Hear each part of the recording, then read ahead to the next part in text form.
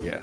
So the thing that get frustrating is when you feel like you're doing the right thing. You know what I'm saying? Right. I understand there's supposed to be roadblocks, and I understand that things happen and you get your obstacles and then you overcome your obstacles. I get all that, but like sometimes when the obstacles pile up, it's like, man, am I supposed to be doing this? Like, why everything always seems like go good and then fall apart, go good then Yes. fall apart. You know what I'm saying? And it's just a weird cycle. I'm really trying to get out of. It's just like, what I'm saying, especially when like you can see the finish line, like you see it there, be like, oh snap, here it comes, and it's like, nope. Right.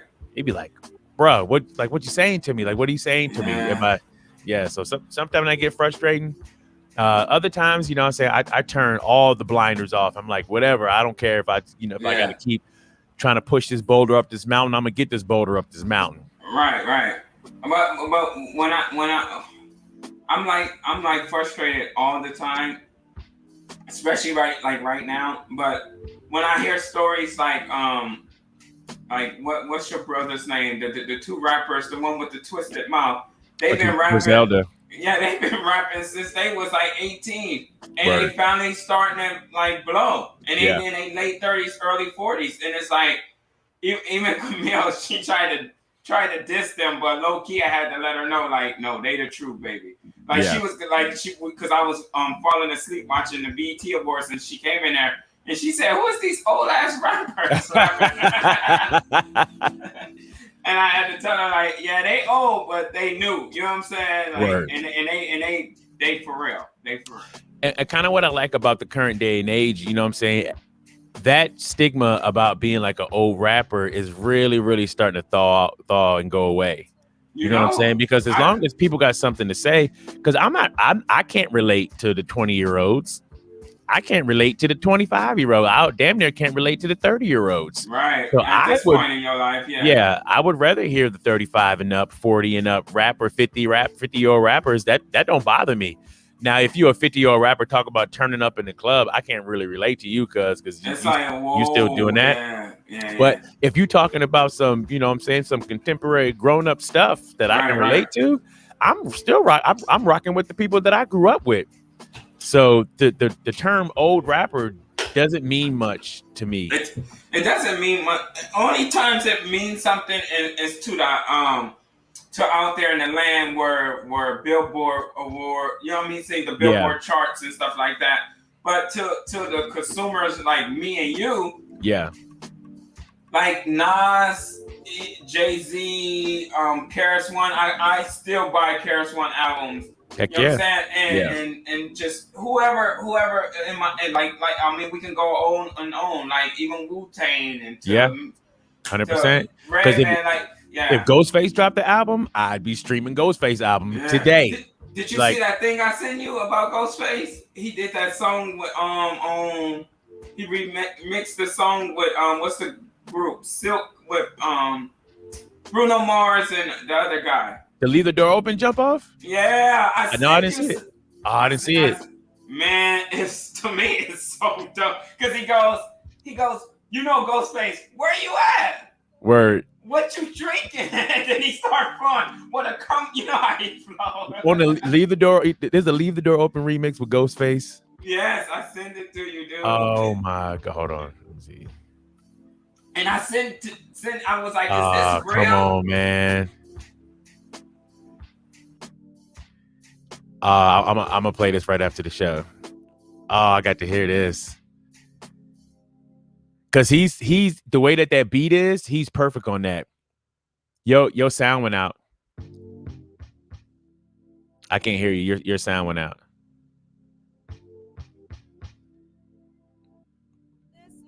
Right now it's showing you as muted.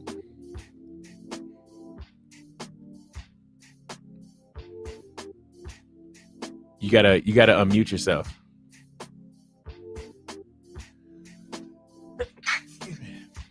It's like trying to help somebody auntie out.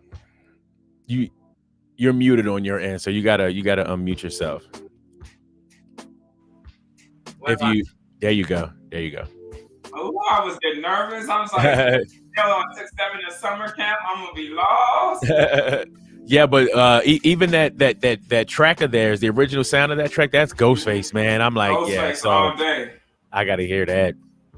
Are we gonna talk about South Africa? What's going on over there? Yes, we are, because I got a whole question that goes along with that, with South Africa, with Cuba. Yeah, so we'll get into that. The homie Disc Jockey Vin from Kenya is going to be on with us today. Hopefully he'll join us on time. Okay. So that's what's going down. But yeah, we're gonna talk about that. Other than that, because I was sitting telling KK, I was like, not really much happened. In a certain extent. That's what. Come on now. What happened? Nothing. Oh. Nothing. Sometimes things come across my screen. I'll be like, come on, man. What algorithm is trying to haunt me? Good morning, Chris. When you say something like that, I know exactly what you're talking about. Really? I got the thumbs up that is streaming on Twitch hams. Let me check out. I'll check on my end. But yeah, Cheese, I'd be like, come on. Like if somebody give me their Instagram, be like, yo, check me out, and they give me their what, and I go look for their thing. My page for where I search for who people are, I'd be like, come on, man. Yeah. Get off my screen. Why are you on my screen? I don't understand. Just yeah. Man, I went to Target yesterday. I ain't gonna say no more. You can read it. I was like, for real. Chris, I don't know what you're not getting, but we're on Twitch, on the theUnieQ&Cheeseshow show, and on my page on Twitch. And DJ, Unique, yeah. I go early in the morning. So I'm trying to mind my own business. I'm like, who's up early in the morning at Target?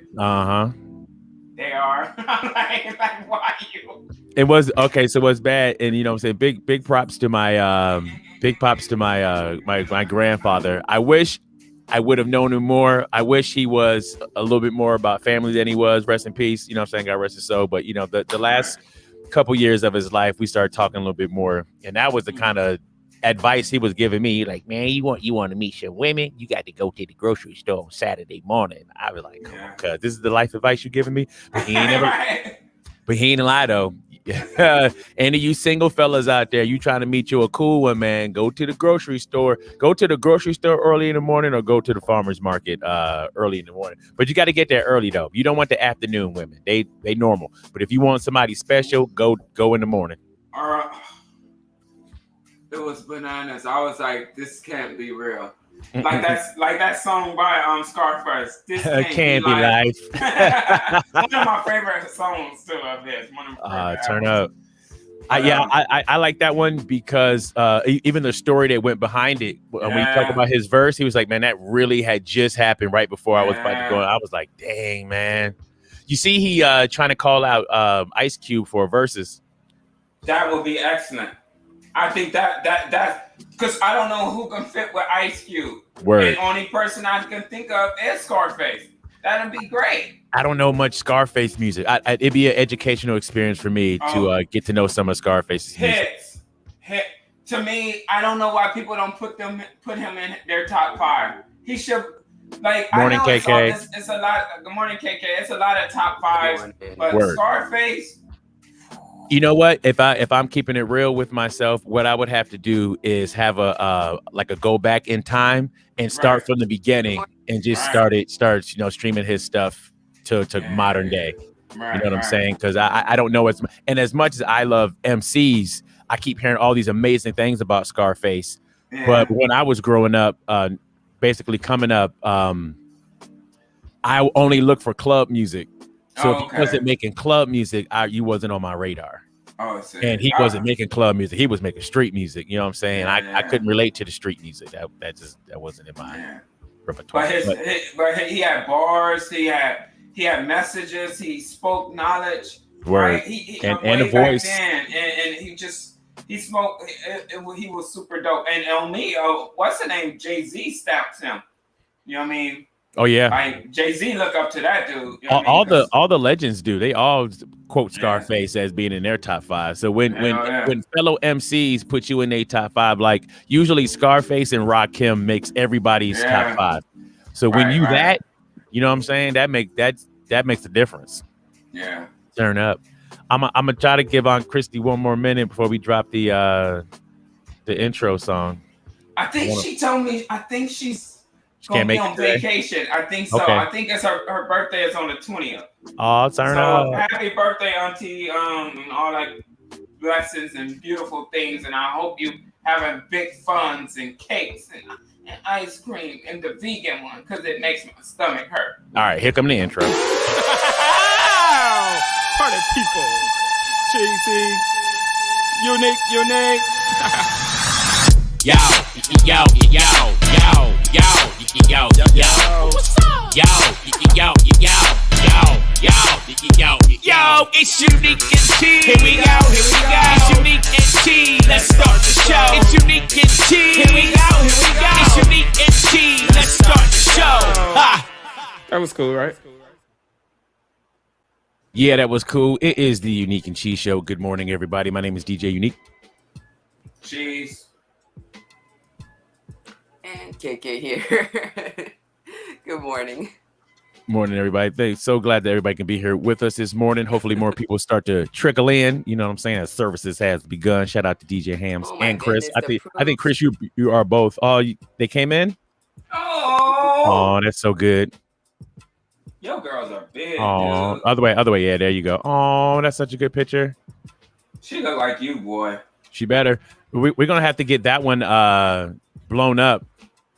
I finally put this one in a frame. This go good in the frame. So now we got to get KK. That's KK. dope. Let me see. Oh wow! Good job. This one in, yeah. So now we got to get Kira's blown up and put Quay's in a frame. Oh, that's so good.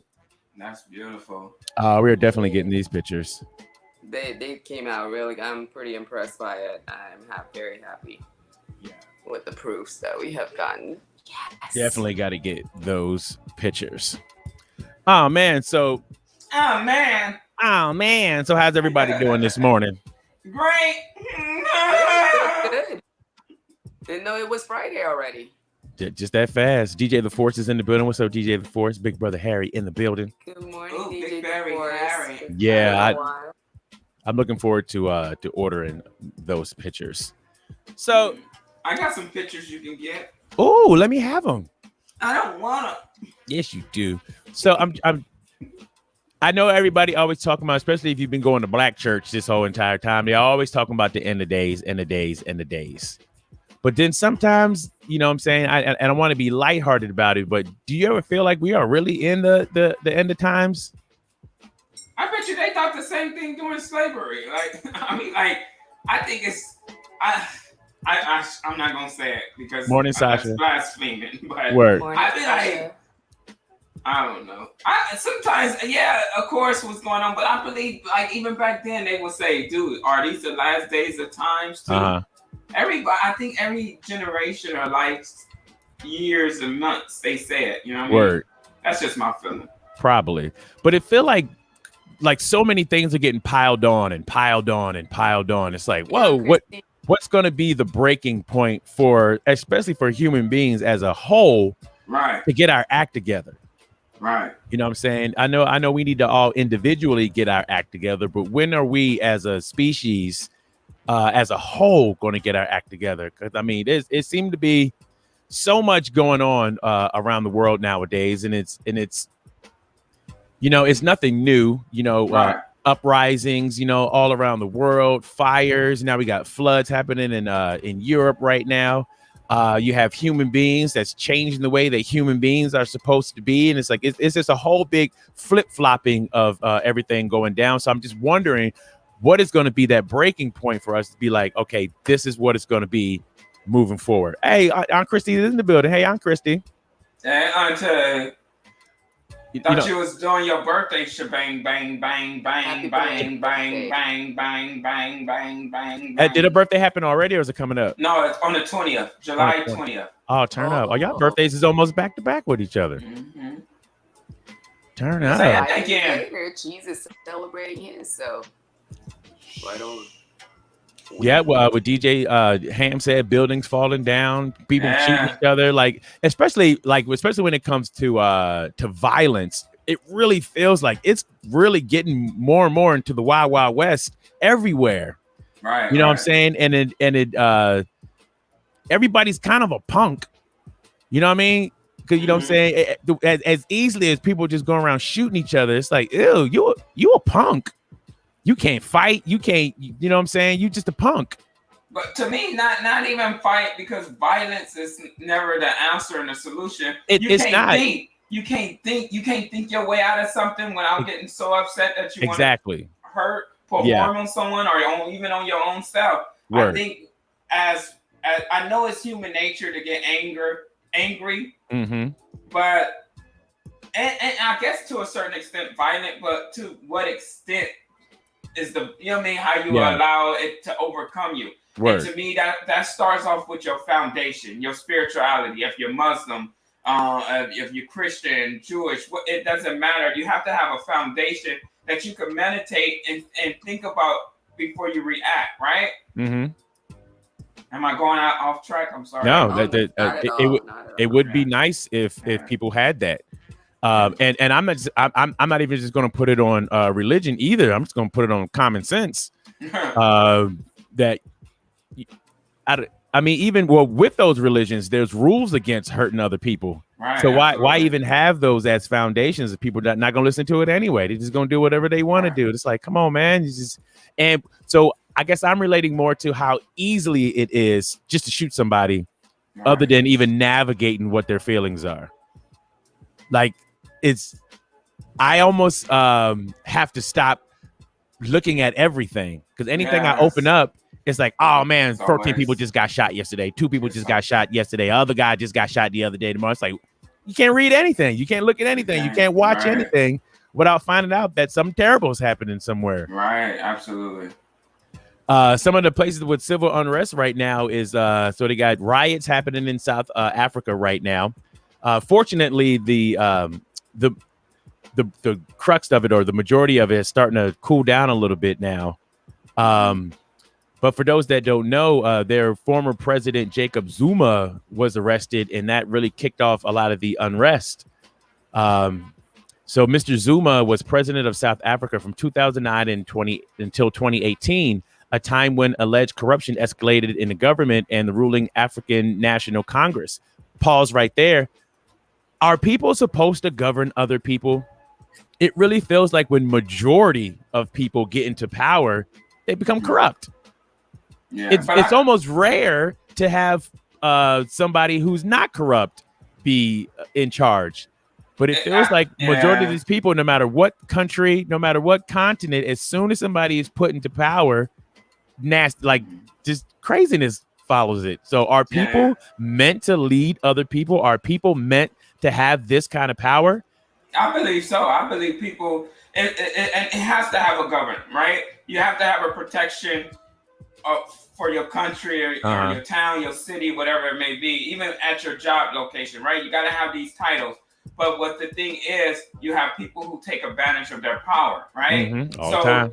And that's what becomes an issue. So if you have people like if you remember the movie with Black Panther, and the dad said, you're not, I think he used the words, you're not fit to be a king because you're too good, right? Because he's saying that they're going to take advantage of you. They're going to try to kill you because you're good. You're trying to do everything good. Word. And this type of work style, life of entitlement, you have to have a little, badness in you. Word. You know what I mean? Yeah. I don't know. I think what it is, as people, we take advantage of our titles. As parents, sometimes we can take advantage. Oh, I'm your mom, I'm your dad. No. Everyone should have an answer to why are you doing this? What is the reasons behind this, right? Word. Not to use your title as this being a dictatorship, if I'm saying it right. Yeah. Shout out to JD. What up, JD? And so one of the things that I would want to push for is, you know, instead of having one specific person being in charge, I'd rather there be like a council, something like on Star Wars and all that, where there's like a council of people that, you know what I'm saying, represents different areas. So let's say you have a Puerto Rican community, and you have like a Chinese community, and you have like a, you know what I'm saying, whatever else community, and, you know, and you can vote somebody who can speak on behalf of that community, and then they all come together with the other different communities, and they make decisions and choices based on, you know, what can help that area and the other areas too. But when you put one person in charge of having the final say so for what goes on for those different areas, I think that's dangerous, because if I don't live in a Puerto Rican community, how can I make decisions for the Puerto Rican community? I can't do that. Right. But don't they have something IKEA? Similar to that? Like in Congress, you have a congressman, then you have the different people that's mayor of your city, and then the different, you know what I'm saying? So they do have that, but I think what you're saying, somebody who relate to us, like the policing in our communities, right? Yeah. We need someone who lives in our community to understand our people and what's going on in the community, or if they're Puerto Rican or Asian instead, or Latino or what have you. I guess that's what you're saying. Yes, it'll be very helpful. But no, but I'm even saying to the point where get rid of presidents, get rid of kings, get rid of the person who is supposed to be like okay, I say yes or no. Whether you guys argue about it or not, I'm the one that has to come in and say yes or no. Right. I don't think somebody should have that kind of power. Mm-hmm. I think it should be left to the council and let the council vote on things. And that is a democracy. You know what I'm saying? I know we're supposed to be like we're a democracy, but if you give somebody the final say so, is that really a democracy anymore? But he can't really say so unless they do vote on that, right? Like, I mean, I'm pretty sure he has to to a certain extent the last word, but then he can't just base on his last word. He has to have that community of people to vote and say, okay, we agree. Word. That will be your last word. But I know what you said, but they manipulate it though. Like I guess in South Africa, right? Yeah. Yeah. But in South Africa, their unrest became so big because of the fighting after he was actually thrown in jail for contempt of court, because whatever he was being accused of, he wasn't going to court to be like, yeah, I did it, or yeah, I didn't do it. He just wasn't going to say anything about it. So they put him in contempt of court, and they went and arrested him for that. So once he got put in prison, that's when the protests and the rioting started in South Africa. Now, I understand being upset and taken to the street and being mad and all that, but then when it comes to just destroying everything and just going out and stealing stuff, now that's all the time. That's when the point is missed. Right. So now you destroyed all the local businesses in your neighborhood that you live in. You know what I'm saying? 100 people died. Oh yeah, over what did it say? 115 thus far has been said as killed. 117. That's so terrible. Like people have lost their lives. That's a mother, that's a father, that's a sister. It's like their lives are changed forever. Imagine this: a lot of those people died being trampled in the in those places that they were looting. That's crazy. Can you imagine going out to get you a mattress and then? Yeah. Well, that was the craziest thing I did see, somebody running away with a mattress. It's like, how you a whole bed? Like, but they said poverty is over 40% over there or something like that. It's really bad, and COVID made the situation worse. Yeah. So this is almost a similar situation what's going on in Cuba also. You know, Cuba basically has been falling apart since the Soviet Union fell apart. Mm-hmm. And, you know, and then when the Trump administration was in and they put all these sanctions on them and limited travel to Cuba, and, you know, Cuba tourism was big for them to make money. And, people sending money home to Cuba was big, making money for them. And they took a lot of that away. And, you know, the government's not really being open-minded to new ways of trading with other countries because they're still communists. Even though other communist countries are saying like, yo, you can still be a communist country and do trading, you know, internationally, it would help. But when this government feels like it's being stubborn, and then the people are paying for it. And then what do you expect these people to do? Like, they're going to get mad and the city's going to erupt because you can't take it no more. So, you know, we stand with our brothers in Cuba. You know, I hope they find peace in South Africa. I know, man. But what do you do? What do you do in a place like Cuba where you have a communist government and they're basically being stubborn? Yeah. Like this is the way we are, and this is just how it is. No matter if everybody, you know what I'm saying, dies along with your ideology, this is just how it is.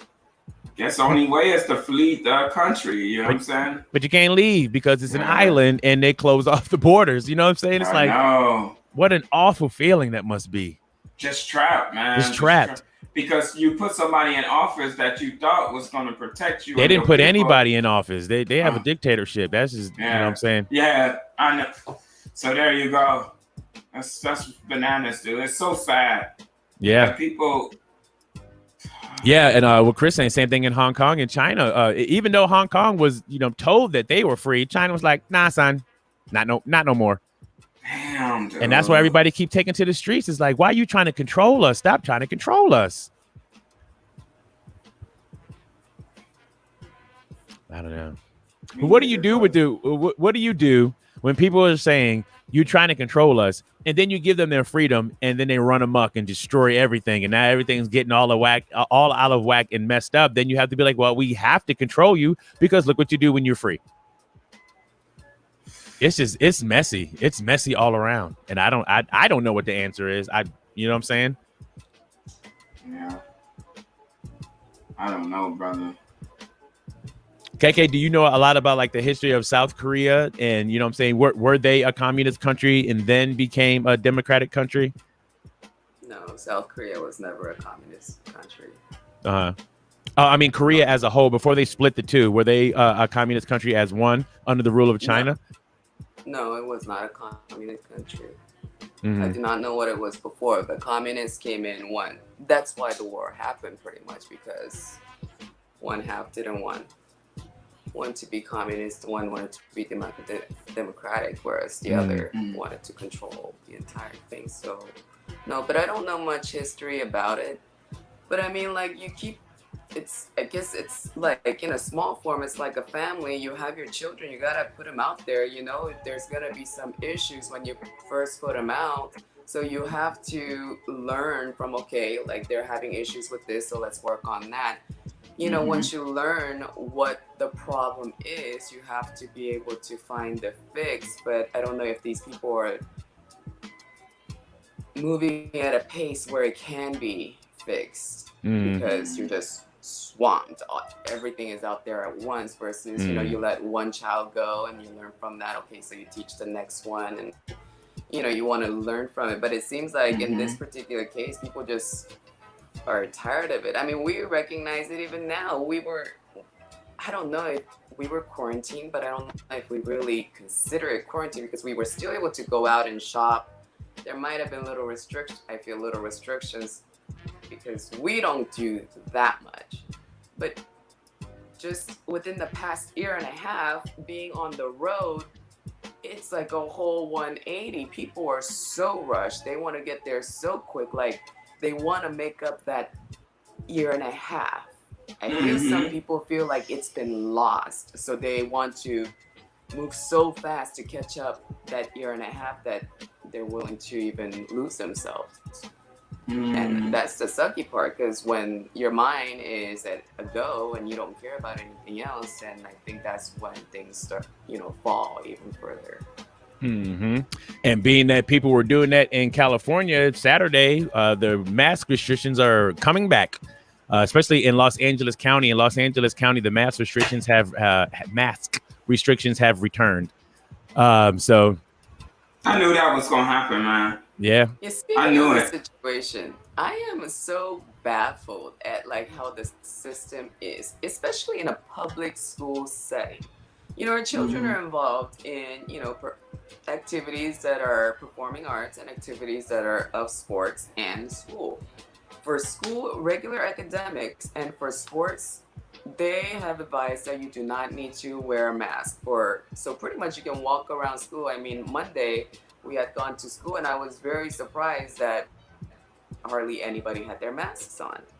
Apparently they have been informed that you do not need to have it on if you have been vaccinated or whatever the situation.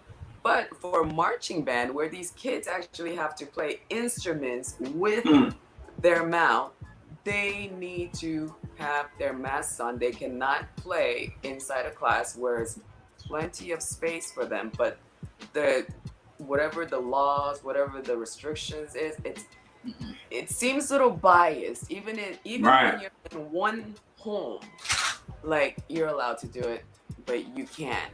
And I mean, if there's no fight breaking out in these situations, I think the world where everybody has to follow the same rules, where no one is separated, they shouldn't have any difficulties when kids can deal with these kind of, and I feel it's unfair, but I mean, if that's what it is, that's what it is. We can talk to the people, we can write letters, I guess we can get signatures to say, hey, you need to change this rule. Why are you restricting this one, not the others, when they're literally sweating on each other, touching each other, you know, breathing in each other's face, versus performing arts where they're to themselves in their space and they have to be restricted to wear their masks for their performances. And from having, you know, band camp from 9 a.m. to 9 p.m., it's a little worrisome for a lot of parents too in this heat. So what do you think about that? Like in one home, you just because you play an instrument, you need to keep your mask on, but you could play basketball, football, volleyball, soccer, whatever it is. Well, I think that they saw that they tried it and it didn't work, so now everybody had to put a mask on. You know what I'm saying? That's LA County. This is not. Well, I think it's gonna spread to us too, where they tried to be like, look, we said if you get vaccinated, then you don't have to wear a mask. But I really feel like everybody just took that as, well, nobody has to wear a mask then, you know what I'm saying? Even though the non-vaccinated, you know what I'm saying, took their mask off too. Right. So since they took advantage, and that's usually what happens all the time. As soon as somebody takes advantage, they ruin it for everybody else. So now everybody put your mask back on. Right. I heard that is difficult because under HIPAA regulations, you cannot ask for proof. So all these stipulations, all these rules, now shut it down. I knew it wasn't going to work, right? Because they given the human race the open the door to be honest, right? Like if you're vaccinated, you don't have to wear masks, but we can't have you prove that you are not. But we're gonna take it and that you're gonna be honest. And I'm like, don't y'all remember like a month ago, these Trump supporters was like, I'm not wearing a mask when it was mandatory. You know what I mean? Like and fighting and being ignorant and coughing and spitting in people's face. Like these. So now you're saying, okay, now you guys don't have to wear a mask, but I know you guys going to be honest. Like, come on, you guys. Y'all didn't think that was going to be an issue with this? Yeah. He says the deviant spiking. Yeah, there's new cases showing up and numbers are starting to go up. And I don't know, man. So I don't know. We're just this is a weird time. So, okay, so my question kind of, if it feels like all this stuff is happening and this is all kind of heading towards a crash. That's what it seemed like. What do you do in the meantime? Like if there's anything you ever wanted to accomplish in life or, you know, all that above stuff, like I think this is the perfect time to start doing it. Yeah. Like I don't think anybody should waste any more time not doing stuff that they desire to do because you really don't know what's coming tomorrow because all these things are constantly being thrown at you. So it's like, it makes no sense to wait till tomorrow to try to do some of the things that's on your mind today. Yeah. So, I don't know. I think what's gonna have to happen, like this disease gonna get so powerful that when people get it, they just disappear, and then that's when people gonna take it serious. Like, hey man, what happened to John? Hey man, he got the virus. He gone. Right? Like, hey Nicole, good morning, Nicole. It gotta take that for people to be like, because it's like these people. I think they still gonna be dumb and be like, I'm still not gonna wear a mask. Like it's like, dude, grow up, man. Yeah. Damn, man. Yeah. I am. Like I just tell you, I am always amazed whenever we talk about like negative death, violence, but there's like this laugh that comes with it. I'm just like, is that where we're supposed to be? But no, it's a maybe other races do it, but I know it's the black people coping method. You know what I'm saying? So much has happened in not even just in our lifetime, like way before our lifetime and stuff. That's why they have like the thing with people snapping on each other. Like that was way back in the day, because for disenfranchised people to try to find some way to feel good. Because everything is always so bad. So when everything is always so bad, you get to the point where all you can do is make fun of it and laugh at it, because you don't think, because you cried all your tears. Yeah, all your tears are gone. Drained. Yeah. I hope no time soon. But on my funeral, if you guys are still here, I want y'all to laugh. I want y'all to be like, oh, I got plenty of jokes for you. He was done under the mug. You know what I'm saying? I'm glad he go. You know? DJ the Force said, he don't even know how to die right. He died sideways. When you laugh, you know, it makes it a little lighter. So that's awesome. Yeah. DJ the Force said, for me, the key to life is to live life. This may sound selfish, but you kind of don't listen to those around you, as they will put expectations based on their limitations. True that. I like that. True that. Live your life the way you want to live your life. I mean, because as long as it's not hurting other people, you know what I'm saying? Go ham. Go DJ hams. Turn up. I'm thinking about living my life. I wanna go through surgery and get a tail on my back. I don't know why. And then I'll be like, oh, people gonna judge me. I'm like, dude, so what? Why would you get it? Tails are cool. When the flies, what are you trying to come out outside? You know who had a tail?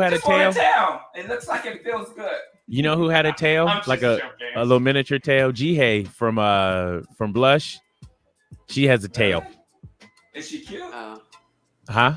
I thought you were gonna say Shallow Hal. That's the only. That was funny. That was funny. TT. That was a penis. that was a clitoris. The way it was wiggling in the back, that was weird. Anyway, real quick, let me tell you, theUnieQ and Cheeseshow. I feel it. She was so skinny though. She has a tail. theUnieQ and Cheese Show is being brought to you by Blended Harmony. Go to blendedharmony.net and use UC Show to get a discount. Blended Harmony is a beautiful blend of love, peace, and joy that gives your entire body the soothing nutrients only God can give. Giving you products for your skincare, hair care, beard care, and body butter for your body from head to toes. Be sure to go to blendedharmony.net. Once again, when you order something, use the code UCSHOW to get you a discount. Now, in some better news, big shout out to Cedric the Entertainer. Cedric Entertainer, he's going to be hosting the 2021 Emmy Awards. CBS and the Television Academy have tapped the neighborhood star Cedric the Entertainer to host the 2021 Emmy Awards. The awards will return to their usual home at the Microsoft Theater in downtown LA for the September 19th ceremony. The show will also feature a limited in-person audience of nominees and their guests after last year's virtual affair. I think that's exciting because, yes, Mr. Cheese. I would love when he hosted. They do a part where he has his body double come in and it'd be Bobby Brown. I'll be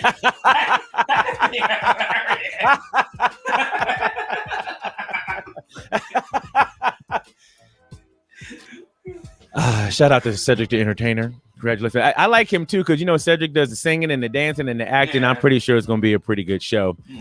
Is it Neil Patrick Harris, the one that's been doing it for many years? Because he was killing that. Yeah. Neil Patrick Harris was going in. He was doing Tony. Just the Tony, not the Emmys? Oh, okay. The Emmy.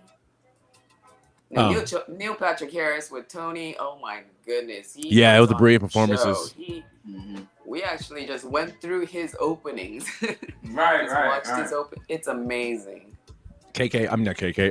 Kira was making me watch some. Because at first I was like, I don't want to see that. And then she's like, no, watch this. And then it was like, okay, what's the next one? Let me see the next one. Like, yeah, he's good. Neil Patrick Harris is no joke. Big shout out to the Locks and Dipset. They're going to be doing the next Versus battles going down on August 3rd.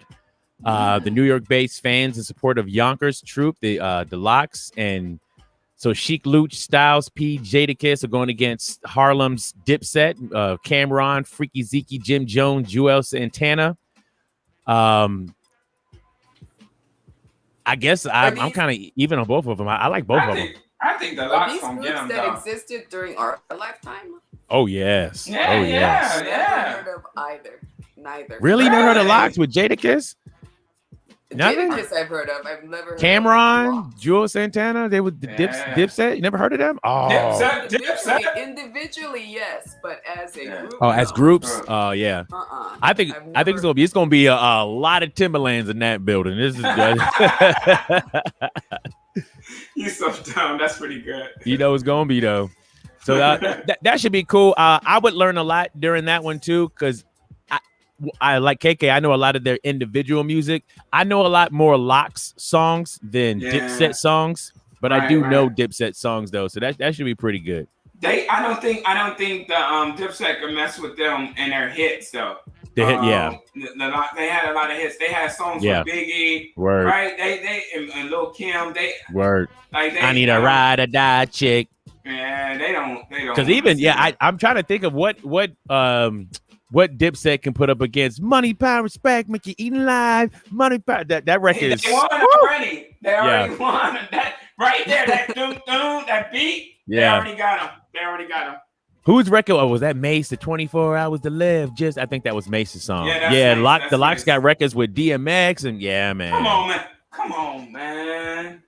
Yeah, man. So we shall see. We shall become. Because last time, even before the Bobby Brown and Keith Sweat, when I was talking mess, and then went in a Bobby Brown fan, came out a Keith Sweat fan. You know what I'm saying? I was like, right. So you never know. You never know. You never know. That's a song too. Okay, so I want to give kudos to Netflix. Ooh, let me have some. Ooh, the delicious. I want to give some kudos to Netflix. So Netflix has fired 3 senior marketing executives for complaining to one another about their bosses on Slack. I guess that's is that an app? I'm thinking Slack is like an app or something. It's an app. I just got it yesterday. You got Slack? What is Slack? It's a communication amongst, I guess, coworkers, a group of people. It's just another app to communicate with each other. Sounds like Discord, but for employees.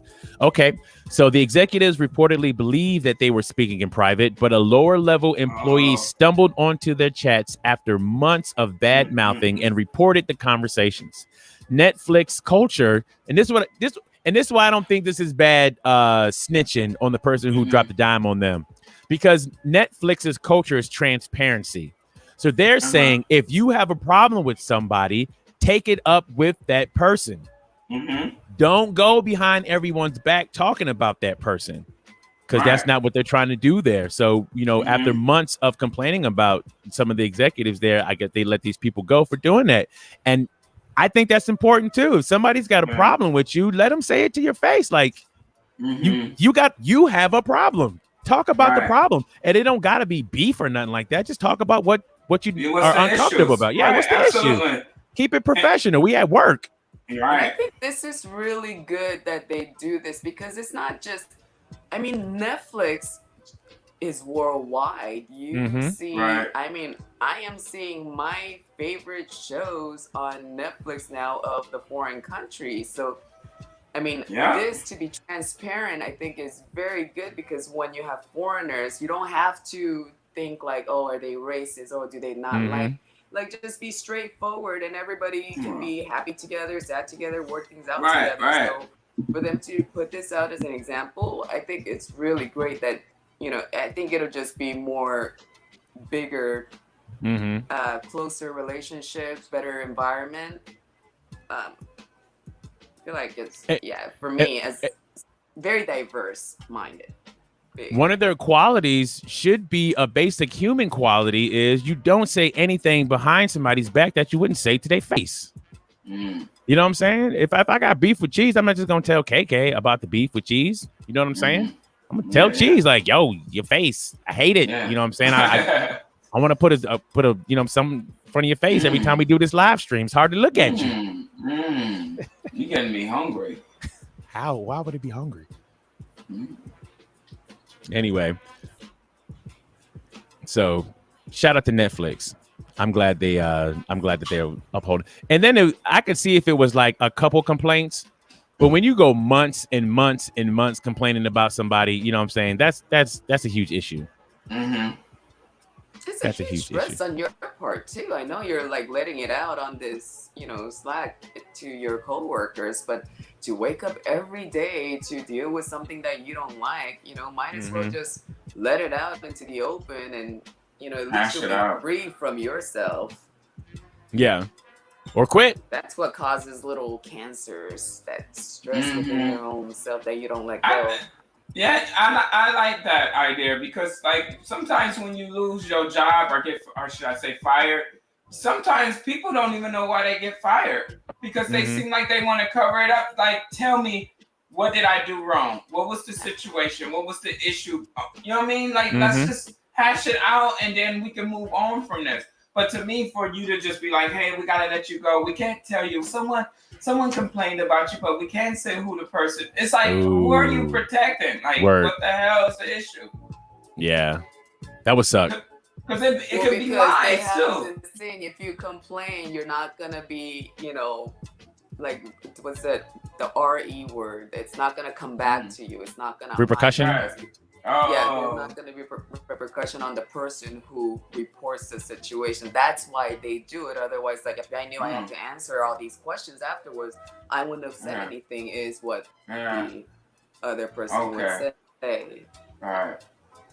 But yeah, that sucks. A lot of corporate offices, that's what they say, so that if you make complaints against your manager is not going to ruin your life from here on. They just know that, okay, you're not doing so good with certain employees, so you need to correct yourself, and that's all that needs to be done. That'd be terrible. Terrible. So terrible. Terrible. What video did I just download? Hold on. I don't know. I wasn't there. Yeah, you was. I wanted to share I don't want to be a part of it. I want to get inside my lot more audiences now that you are like doing that. Let me just share these proofs of these. I made a little. God, I am not good with these. Aww. Was that going this way or that way? Yeah, no, you good that way. Aww. Now we got to buy all the pictures now. That's like Quay with long hair. That's awesome. I am really happy with this set of pictures. They do a really good job. I see teeth. So adding on to things that seem like it's like the end of the world. This is another thing that makes it seem like it's the end of the world too. Is this necessary? Coming in for an unusual new flavor of ice cream. And they're pretty good. Kraft teamed up with this Brooklyn-based ice cream company that no one knows how to pronounce the name of. Come on, you guys. It's like Valuverluen or something. And so they created this mac and cheese flavor, which when we first heard about it, thought it sounded gross. It made its debut on the streets of New York. People lined up to try it. Here's what some had to say. I think it's delicious, and it tastes like cheesecake ice cream. It tastes like if someone took the mac and cheese powder and had a really good industrial mixer and mixed it in with really delicious ice cream. It's the best. It is the best. It's joyous, right? You've got this ridiculous ice cream flavor, limited edition. Can you rewind that now? $12 a pint. I think it's delicious, and it tastes like cheesecake ice cream. It tastes like if someone took the mac and cheese powder and had a really good industrial mixer and mixed it in with really delicious ice cream.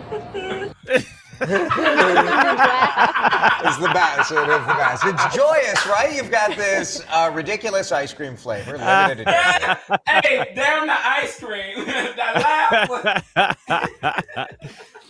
laugh was... But I'm gonna tell you guys, the Filipino people already was ahead of their time. Really? They already have an ice cream and cheese. Camille gets it all the time. Really? It looks disgusting. It smells disgusting, and I taste it, and it tastes disgusting. It's an acquired taste. It's an acquired taste. I'm like, who would put cheese in ice cream? That's like, hey, you want some vegetables, ice cream? Right. Like, no, come on. Oh man, I feel like if you had some cheese, it would destroy your stomach. You would die. I would die. How did he die? How on his tombstone? Cheese and ice cream. he had that mac and cheese ice cream. That's KK, would you ever try some mac and cheese ice cream? Well, first, I was kind of disappointed that she said the powder because I haven't used powder in like over. I mean, we graduated from Kraft's mac and cheese, so like Word. already, I would try it. Got you. Trying. I might want some kimchi with it because that just seems like way too much of cheesy, creamy, that sweet. I don't know if I don't necessarily like that kind of. I don't like my food to be sweet. I don't like my meals to be sweet. So I don't know, like. Well, it's not a meal. It is dessert. It's dessert. It's dessert, but you know, I guess everything's a dessert now. In that case. Well, what about? I mean, would you try kimchi ice cream if they made some kimchi ice cream? Are you kidding me? That stinks too. Well, Camille loves kimchi. Trying is not difficult. Would I enjoy it? Would I continue eating it? Because I do have that policy, like, you know, trying, especially food, at least once to say I like or dislike. So try, yes, but I don't know. But I mean, I guess you wouldn't know until you tried it. Yeah, we like our, you know, fries. It dipped in like strawberry shake. We like our pickles. Well, some of us. That's different though. That's.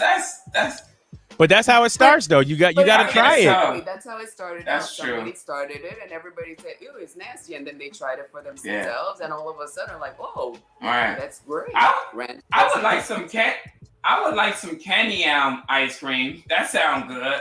Interesting. Candy yam ice cream. Sweet potato ice cream. Come on. Now that's see. Come on. Why would they come up with something like that first before macaroni and cheese ice cream? Well, they came up with the macaroni and cheese ice cream because it was the National Macaroni and Cheese Day. That's why they launched that. So whenever National Sweet Potato Day is, I guess they can come up with a flavor. So this is a seasonal thing that they're planning on having? I don't know if it's seasonal, if it's going to be forever and a day now. I don't know if they're keeping it. I just know that they launched it because of National Mac and Cheese Day. But sweet potato ice cream, but I'm not gonna go out to the store looking for it. Does that not? Let me look up right now. Sweet potato ice cream. Let me see if it actually exists. Sweet potato already exists, and especially sweet potato ice cream is a thing. Where? I see that there's recipes to make your own. I'm not seeing where you can just go buy some. Oh. Because you know there's red bean ice creams, right? Yeah, I saw that one. Yeah. Because I know I've been having that for over 40 years of my life, so that's existed for a very long time. Yeah, I'm just seeing. I'm scrolling through. I just see recipes for it. I don't see where you can go buy it, but it exists. Eventually, everything's gonna be a fusion. They will be trying this with every product that's out there. Right. Make it steak and egg ice cream. Yeah. Never know what that next pregnant woman would be craving to, you know, combination of, and that could be a new thing. That woman could be a wife of this huge executive. That woman could be the wife of a scientist, you know. Yeah, that's right. You're right.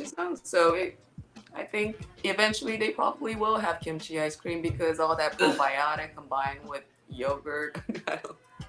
It may be good. That's just the way you just described that just didn't sound good at all. You like probiotics? What? That's good for you. I don't have any of that anyway. Cheese? Who can't eat cheese? Have you tried kimchi yet, Cheese? No, Mill eats it and I stay away from her. Her breath smells like that and it comes out her pores like for a week. Relax. Jeez. Yeah, I know. Seriously. No, you should try it. You should try it. I hated on it for our first years too because I couldn't get past the smell. But then once I put it in my mouth, it's good. It's good. Just try it. Just get a little. Next time she eats something, just get a little piece. It's just cabbage. It got vinegar in it though. I don't do vinegar. You don't even taste the vinegar. Kimchi does not have vinegar in it. If kimchi has vinegar in it, then she clearly does not have the right. Well, no, she has kimchi. I'm assuming. I'm just assuming. Yeah, and there ain't no vinegar. She gets it from a Korean place. Pickled. Yeah, vinegar equals pickled. That stuff is horrible. Pickled and we can't even use the jars after. That's how bad it is. Oh, you being dramatic. We still keep jars. Anyway, DJ Ham said, look. DJ Ham said, look at the Jetsons. Soon we'll be having a pill with food meal flavorings. I see. Only reason why I don't know if I could do that, because I don't even really do the microwave now. So I don't know if I could do those. Like, remember on Back to the Future on part 2, where they had like the hydro thing, whatever, and then they put the pizza in thing, and then they. I don't know if I could do all that, man. That is, you know what I'm saying? Yeah. I just really have difficulties. Like, it's like, your standards. I don't do microwave, but I drink alcohol. I don't. That's different, Mike.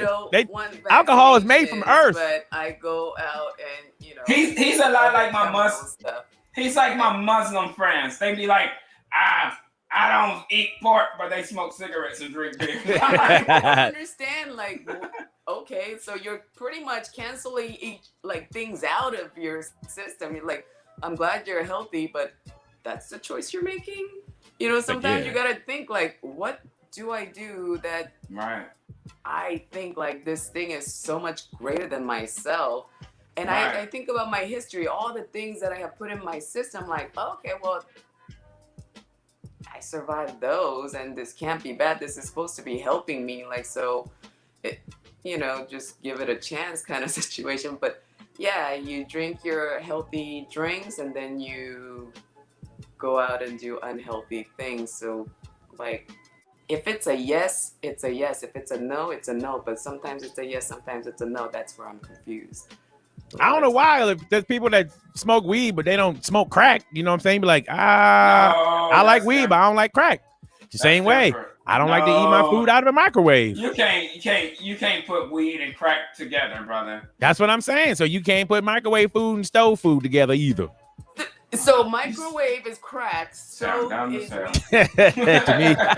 But do you have to go out there? He sound down as hell.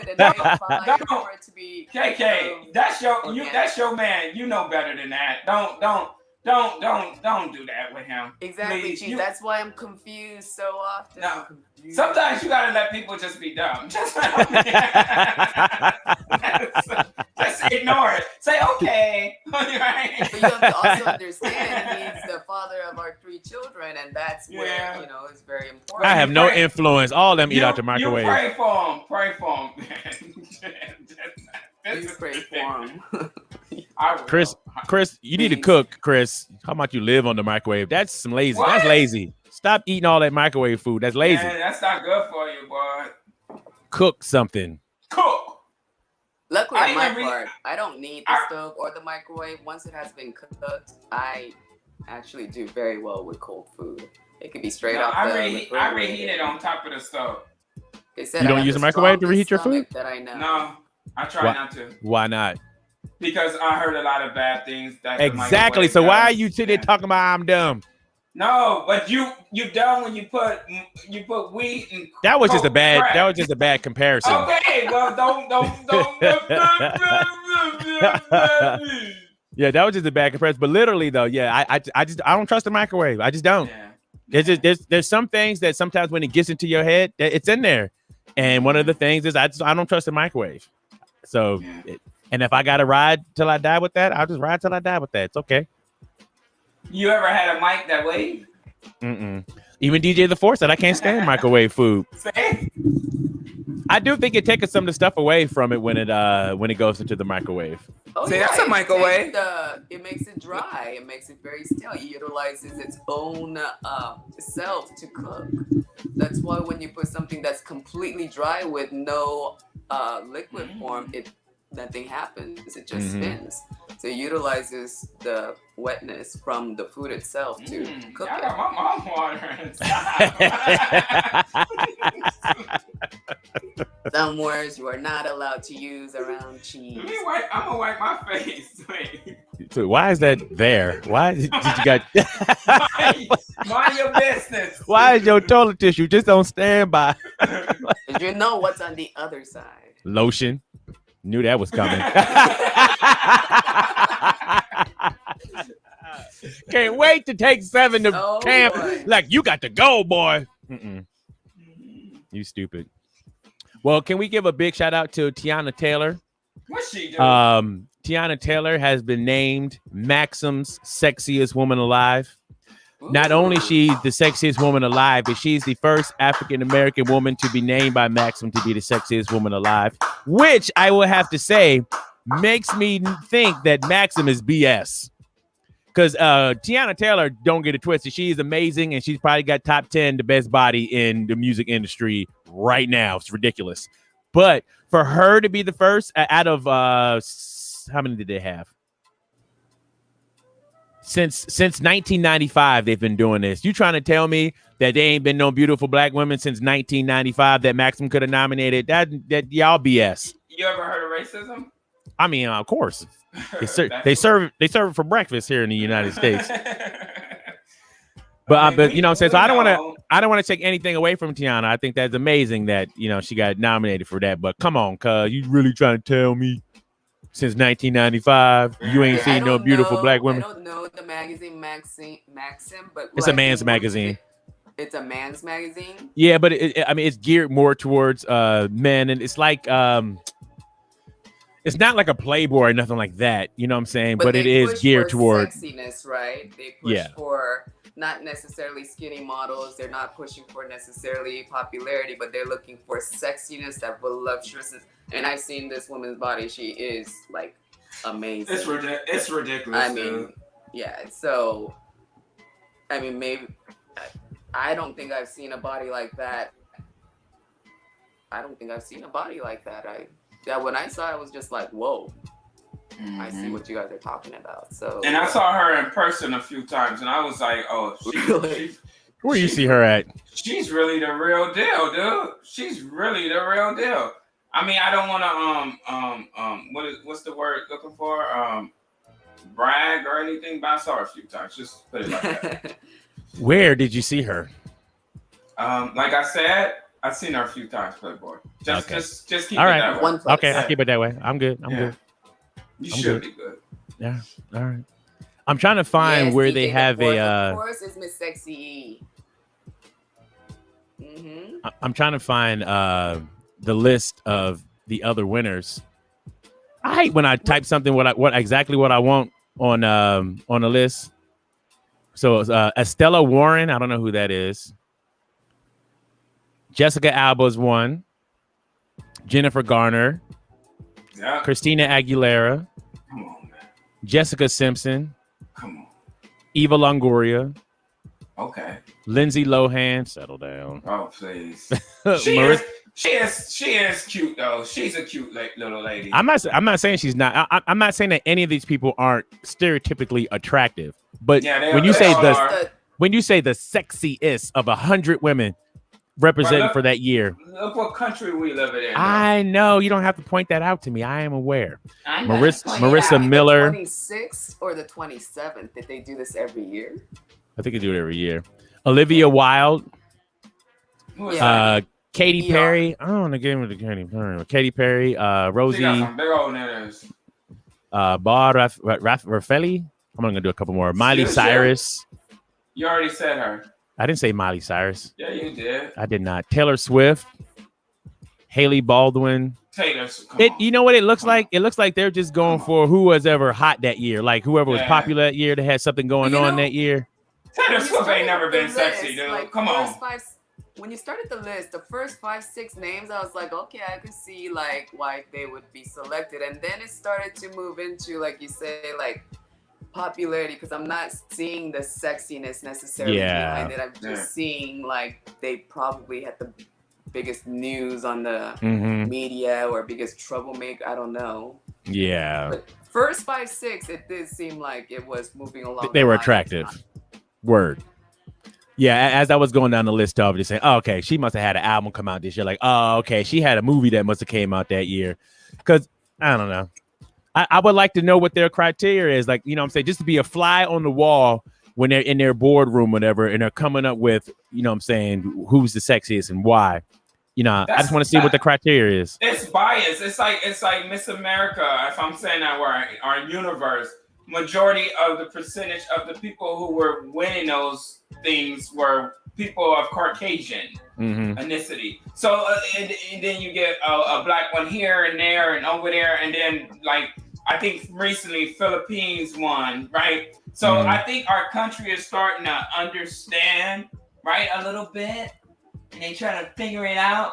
But come on, you can't tell me like out of all that time, all these people that was not people of color, that was not beautiful. Like how did what's her name? Not Megan Fox. No, yeah, Megan Good. How Megan Good didn't win?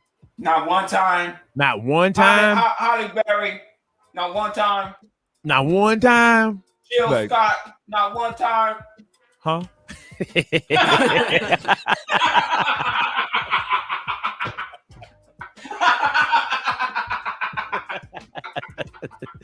To each their own. To each their own. You dumb as hell. You going to hell, you know that. Hey, right? you going with me? So have something good to talk about when we get there. Because we gonna be there for a long time. Talk to DJ the Force so that you may be able to stay out of hell. Please. Oh, turn up. Talk to somebody so that you may stay out of there. Hallelujah. I'd want a preview of heaven first before or hell. You know what I'm saying? Offer me either one. Like, you know what I'm saying? If I got to be there forever, let me see what's going on there first. They're going to trick you, though, in hell. They're going to be partying. Right? You ain't going to see behind her closed doors once you get to VIP. They're going to be like, why did you choose us? Because you don't pick hell because it's going to be a lot of fornication. It's going to be turned up. It's going to look fun. You know until you getting cucumber shoved into you at 3 o'clock every day, like, you know what I'm saying? Oh, I didn't see this part. Why didn't nobody tell me? Yeah. No. Anyway, what is that Biggie song? When I die, I want to go to hell because it ain't hard. You remember that one? Yeah, when Ready to Die? Yeah. Question? Yes. Is she a mama? Who? Yes, she has children. Who? Tiana Taylor. Yeah, she got 2 kids. Huh? Yeah, she has children's. Yeah. All right, Nicole. Thanks for hanging out with us this morning. She got children's. Yeah. Shout out to Amar Shumpert. That wasn't Shumpert. You know what? I liked him as a basketball player. I thought he was a good compliment to like LeBron and them because he was like a good role player that did his job. You know what I'm saying? He raps and stuff too, and he's not bad. No, he's not. Yeah, he's not bad. But shout out to him though. I like when players are like that. You know what I'm saying? Everybody can't be Jordan. Everybody can't be LeBron. Everybody is not going to be Play your Kobe. Part.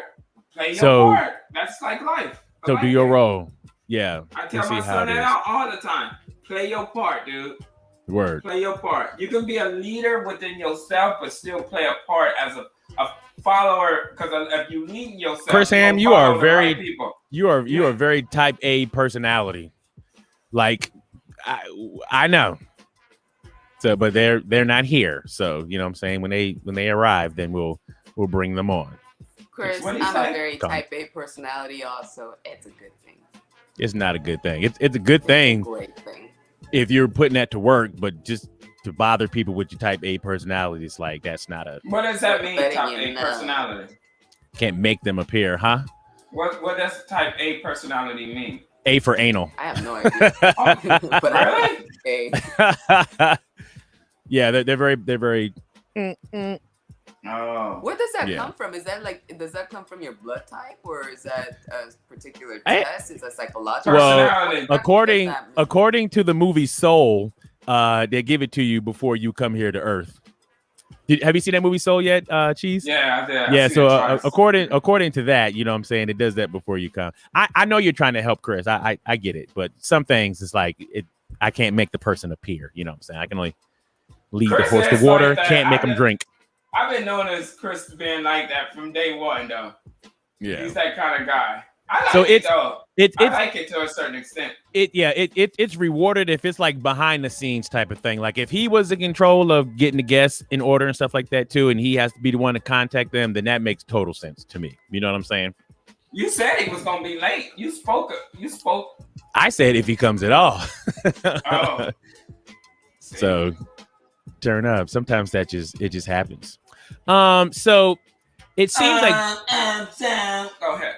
Female domestic abuse. Let's say that Camille beat your ass. Are you calling the cops on her? Or, you know what I'm saying? Are you did you just get your ass beat and you're just gonna take that one, like take that lump and keep it moving? Like, what happens if Camille beats your ass? Pause on your answer real quick. I'm saying this because Dwayne Haskins' wife was arrested for allegedly knocking out his tooth during a fight in Las Vegas. So a trip to Las Vegas to celebrate a friend's wedding didn't go as planned for the Pittsburgh Steelers backup quarterback Dwayne Haskins and his wife Calabria. So basically, she clobbered him. So basically, he went to a nightclub with his friends. I guess he was supposed to wait for her, I guess, to get ready or whatever. He didn't wait, so he went on ahead to the nightclub with his friends. Can't do that. He can't do that. So basically, he got back and she beat his ass, knocked his tooth out. Cut his lip, and all kinds of other things. So he basically called the cops on her. It's like, she just look what she did. She can't do this. She did this to me. And they came and arrested her. And then she posted bail. She's set to appear in court on August 3rd. How did he defend himself, though? He's a football player. He was like, ouch. Did he block? I mean, I'm pretty sure I'm pretty sure. I don't know. I haven't seen a video. He just stood there and he just took it like a man. I don't know. I would hope he tried at least. Yeah, like, dude, like how you said your natural reaction should be like, ugh. Yeah. Why? Yeah. You know what I'm saying? So, I mean, what do you do in this situation? You can't Ray Rice her. She must be tough. She got skills. He can't Ray Rice her, you know what I'm saying? Yeah. So the only safe thing he can do is either just take those lumps and keep it moving or call the cops. Right. So I'll come back now and ask, what would you do if Camille beat that ass? I don't know if I would call the police though. I probably will. If we talking seriously, she knocked your tooth out your mouth. I will find a safe place, right, and then probably leave and never come back. You know what I'm saying? Because I know what I can do. You know what I'm saying? And I don't want to hurt her. Word. So I will find a safe place, leave, and never come back. Right? Word. DJ The Force said, think of the scandal and banishment from sports if he did something. Yeah, so he's put in a position where he can't react. Right. He can't react. Oh, right. Lord, turn up all the way from Kenya. The one and only DJ Vin is in the building.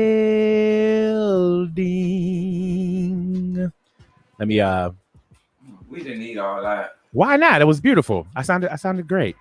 Driven by his passion for music, DJ Vin ventured into entertainment industry in 2009.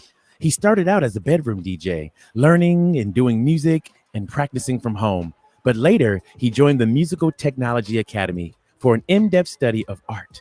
His dedication and performance of the course landed him an opportunity to join Homeboys Entertainment from January 2010 as a trainer at MTA. That's dope. To go from a student to a teacher, big shout out to DJ Vin.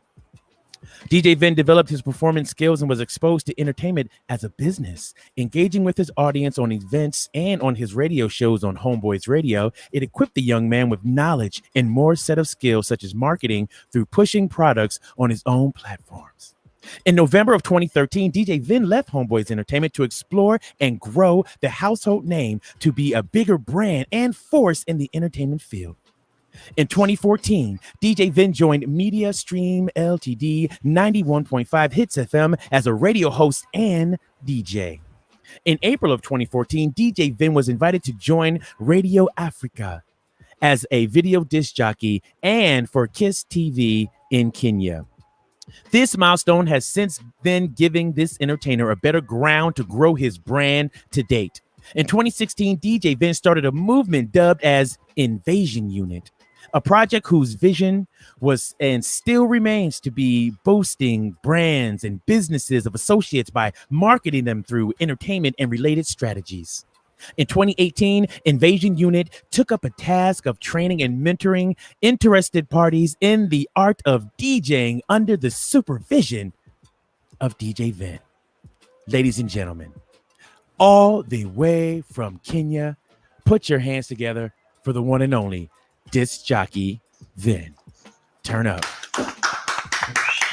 Yo. Good morning. Good morning, brother. Good evening to you. It's like 8 o'clock your time. Yeah, it's 8. It's actually 9 minutes past 8. 9 minutes past 8. Disc Jockey Vin. When I met Tiger was like, he doesn't go by DJ Vin. He goes by Disc Jockey Vin. Yes. I used to go by Disc Jockey Vin. At first, I started off as DJ Vin. Then I went to Disc Jockey Vin. Then I went back to DJ Vin. Oh, back to you just flip-flopping. Yeah, because I can. Turn up. So, Disc Jockey Vin, so glad to have you on the show with us this morning. Thank you. Thank you. Don't be mad, man, if I start imitating your accent. Like, it's like a natural thing. I'll be like, you be talking, and I'll be like, so what today? I don't want to do that. Do you ever get offended by that? Because I also do the same thing. I'm terrible at. As soon as I hear something, I want to do it. You know what I'm saying? And it's not like it's never to make fun. Oh no, I want to be a part of it. You know what I'm saying? So that's it's automatic.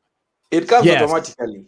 Yes, it's just in us humans. I also do the same. Word. Oh, okay.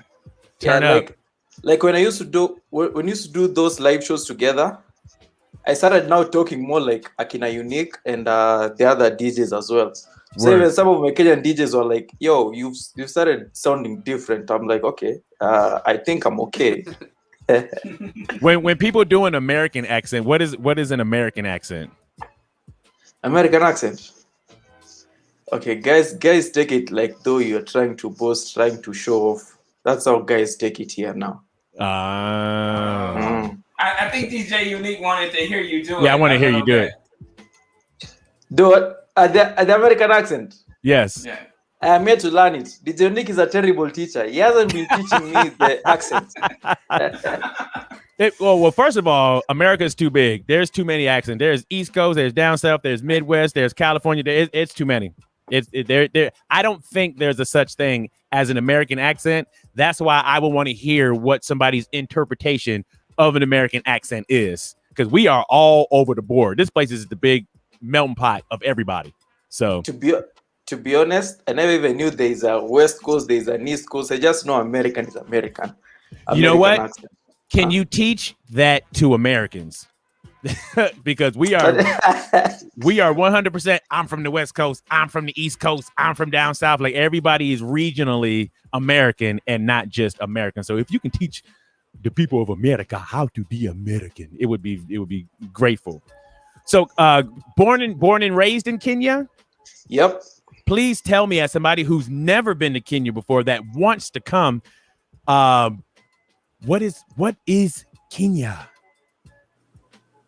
Kenya is a polite country. Really? Which measures madly on our wildlife. And the weather is pretty great for vacation. So for anyone who wants to come for a vacation, we don't have those severe weather conditions as your side. Like when it's cold, it's really cold. When it's hot. Ours, it's normally polite. Like when it's cold, it's just mildly cold. It's something you can just put some warm garments on and you're good to go. When it's hot, just put something light. It's nothing severe. Plus now the sceneries to see around, hey, it's amazing. It's amazing. Sounds like San Diego. San Diego don't get too cold and San Diego don't get too hot. It's kind of right there in the middle. But then do they have wildlife? I mean, not walking around. When you say wildlife, what do you mean wildlife? Is just animals just chilling, or? I don't mean like you'll walk on the highway and see a lion walk past by. Yeah, what do you mean by wildlife? Yeah. They have seals and sea lions in San Diego area where it's a wildlife where they're free and preserved. What is your definition of wildlife?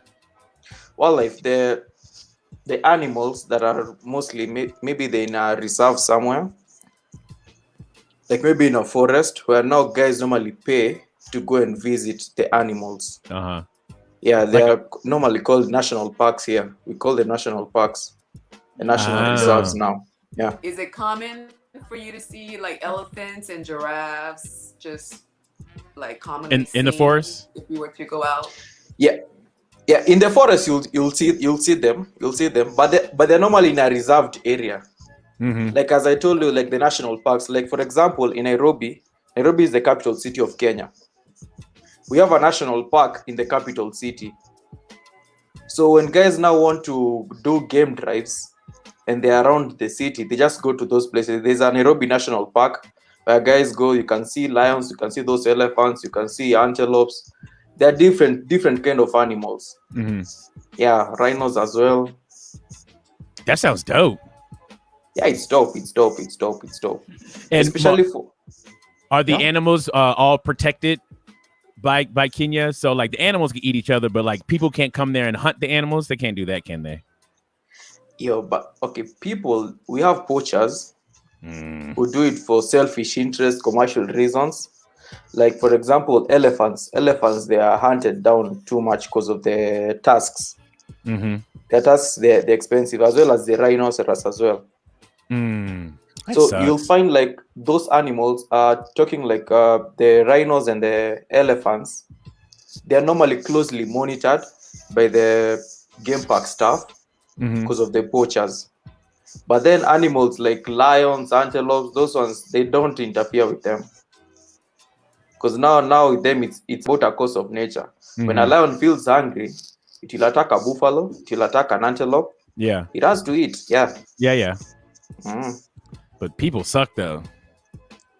Yo, I'm telling you, people are selfish. Like there's a time, there's a white rhino. You know, white rhinos are normally rare. White rhinos are rare. But then guys, for their selfish interest, understand the tasks of a white rhino, their market price is higher. So guys, for commercial reasons, they'll hunt them down, they'll kill them, then they'll walk away with them, with their tasks. That's heartbreaking. Yo, it's bad. So I know like a lot of countries, you know, when tourists come around, it is welcome because it, you know, helps your own country grow. Now, in these situations where harm is within your, you know, they bring harm to your nature, how do the locals see the tourists that come from, you know, other areas that have that in their mind, hunting, that, you know, animals that you want to preserve, you want to keep safe? Unfortunately, do you welcome still, or is it?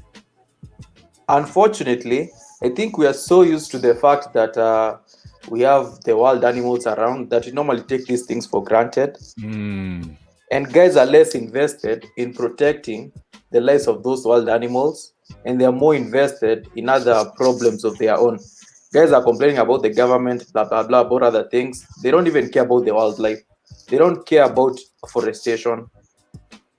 Like, we used to have a minister who used to have this campaign, who used to push a lot for guys to plant trees instead of cutting them. But then now we have some selfish individuals who prefer cutting those trees and not planting fresh ones. So it even affects the climate. Like the last couple of years, our climate is changing due to the deforestation, as well as the sea, as well as the lakes. The water in the lakes, they are rising as well and misplacing now people. Now I never knew it would come to such a position, but there we are. Like, we have a national park. It's called Nakuru National Park. The water level from the Lake Nakuru has come up too high that it has even gotten to the gate of the national park. Wow. Now you see, for someone who has an interest in visiting the national park, you're facing challenges. Because as much as the park has other gates, one of the major gates is inaccessible because of people's selfish reasons. Yikes. It seems to be an epidemic all around the world to have selfish people doing selfish things and kind of ruining it for everybody else. It just seems like to be the theme of humans. It's ridiculous. Yeah, man. Different countries, different problems. Yeah, no, different countries, same problems. I gotta say, DJ Vin, I know very little, if I know anything about Kenya.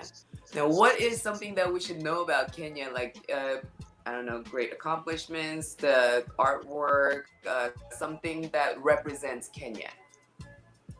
What do you feel would represent Kenya? The major thing that represents and is also a source of attraction is normally tourism. tourism is really huge in Kenya. In Kenya and the whole of East Africa, but mostly in Kenya and Tanzania. Tourism is really huge. Where do you find most tourists come from? Is it like a wide range, or do some people just come from like majority? Like, oh man, there's always Chinese people here, or there are always Americans here. Like, who do you find visits Kenya the most? Yeah, fortunately, my dad is a tour guide.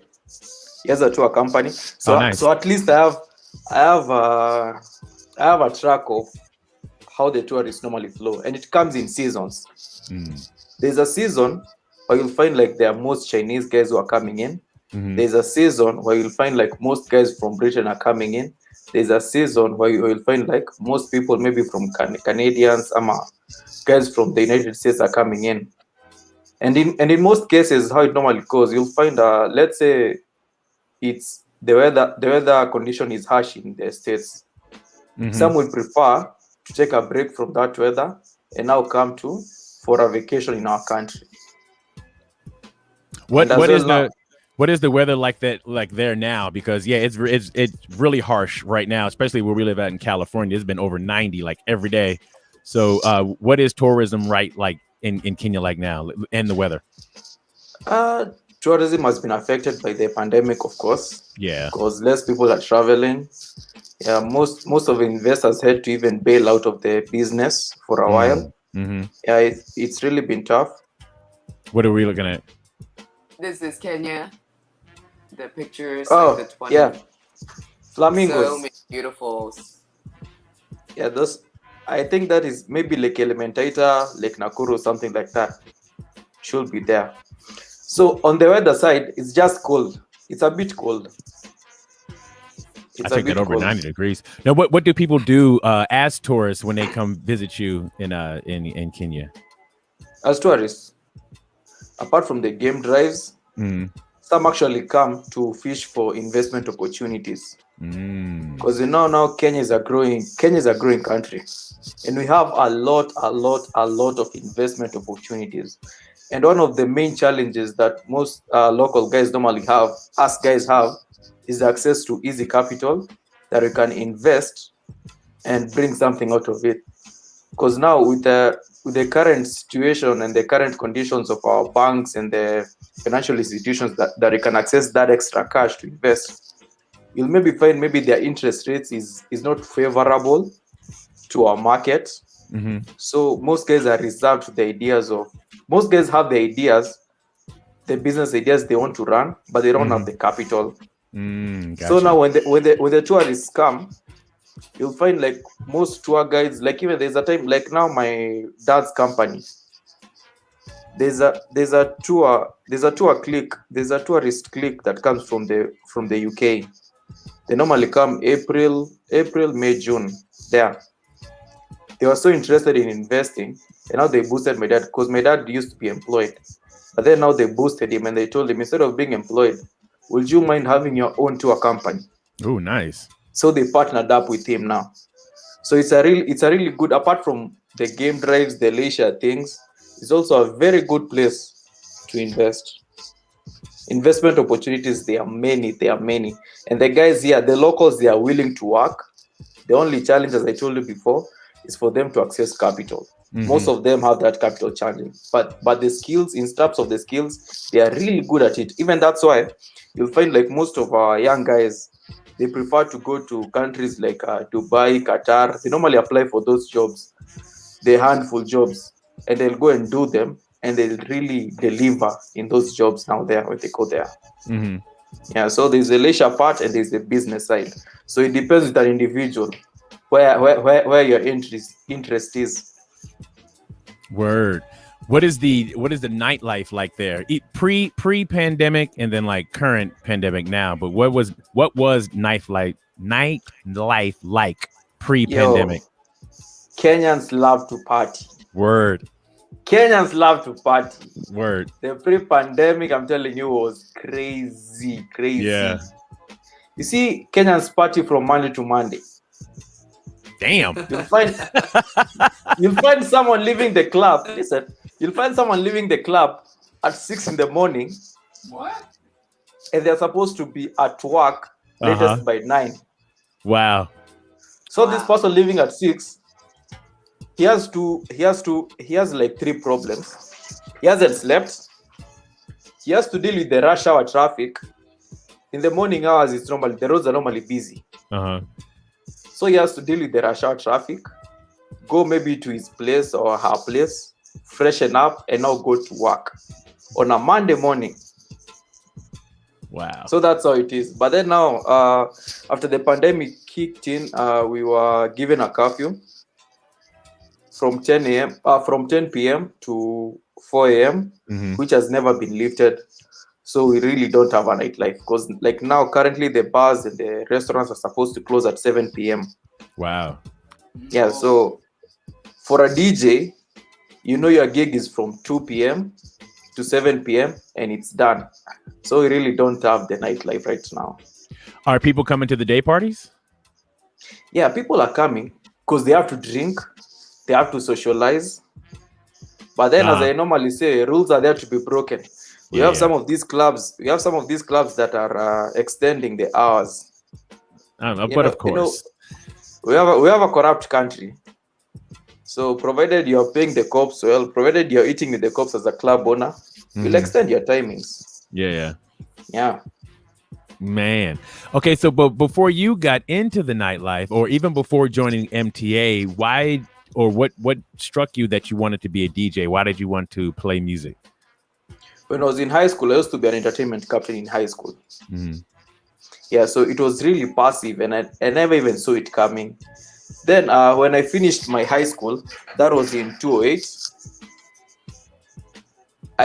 one of the guys who was taking care of me in school, who was like 2 classes ahead of me, was a DJ already. So I used to go to his gigs when I used to be in holidays. So I developed the interest. I used to like the thrill of seeing him control the crowd. He can just make them sit down. He can make them stand up. Then there's also this scream of ladies coming and screaming all over him. I was like, yo, one day I want to be like that guy. Turn up. Yeah, so when I cleared high school, there's normally like a break once you clear high school here. There's a break before the results are out, because the results normally take like 5 months to be out. So guys normally look for something extra to do to occupy their time instead of being idle. Being idle is the devil's workshop. So even our folks don't like us being idle. So I was asked, what would you like to do? I was like, let me train how to DJ and see how it goes. So a pal of mine had just bought DJ equipment. So he rented them out to me. Then I used to now pay him weekly. Then I had my pal, the one who was in high school with me, coming to train with me now in my bedroom. Then he goes, I practice whatever he has taught me. Then when he comes the next day, we proceed with the classes. So now that's how I got into DJing. Yeah. Nice. And when you came to the MTA school, how beneficial would you say going to that school was? Here in the States, we have this thing called the Scratch Academy that in LA, a few of my friends teach. So I took a class or two just to see what it was like. But when I was coming up as a DJ, there weren't any DJ schools. If you didn't learn from somebody that was older than you, you basically had to teach yourself. Yeah. So how important do you think it is for DJs that's coming up now to go to a place like MTA or come to yourself for lessons? It's a different thing training yourself from your house, and it's a different ball game when you go to train with other people as well. When you're training yourself, maybe in the house, someone is coming to train you, you're normally in this cocoon.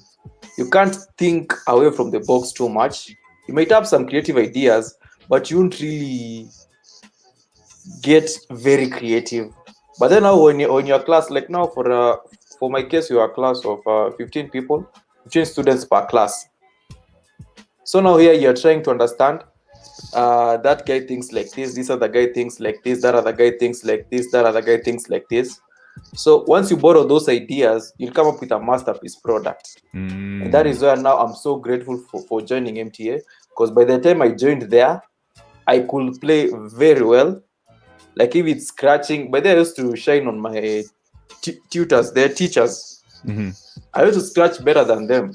Because now you see the issue now with most teachers, they'll maybe major on the theory part, on the practicals part, they'll just do the basics. They show you maybe the baby scratch, they'll show you how to transition, but they won't get deep into scratching because to them it's commercial. But then now to me, it was a fun thing. I used to scratch like I used to wake up each and every day by 3 a.m. 3 to 5. I do like a 2-hour scratch session. Wow, just by yourself? Yeah, just by myself. Because the guy who used to train me used to come at around 10. So I used to make sure whatever lesson we had the previous day, I had mastered it after the class. Then now wake up in the morning, still do more practice. So by the time he comes, I've already polished it up so he can continue the classes. Word.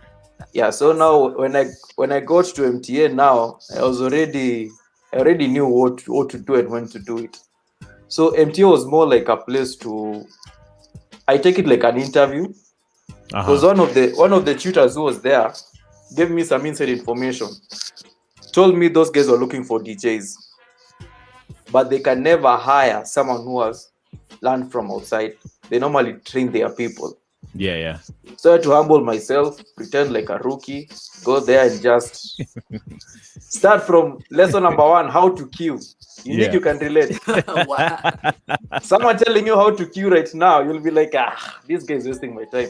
But then now I had to do it. Yeah. Smart. It was a sacrifice, worth it.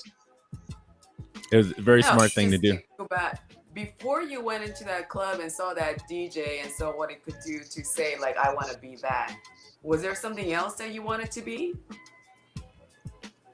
Or just when you saw this, you just all your energy?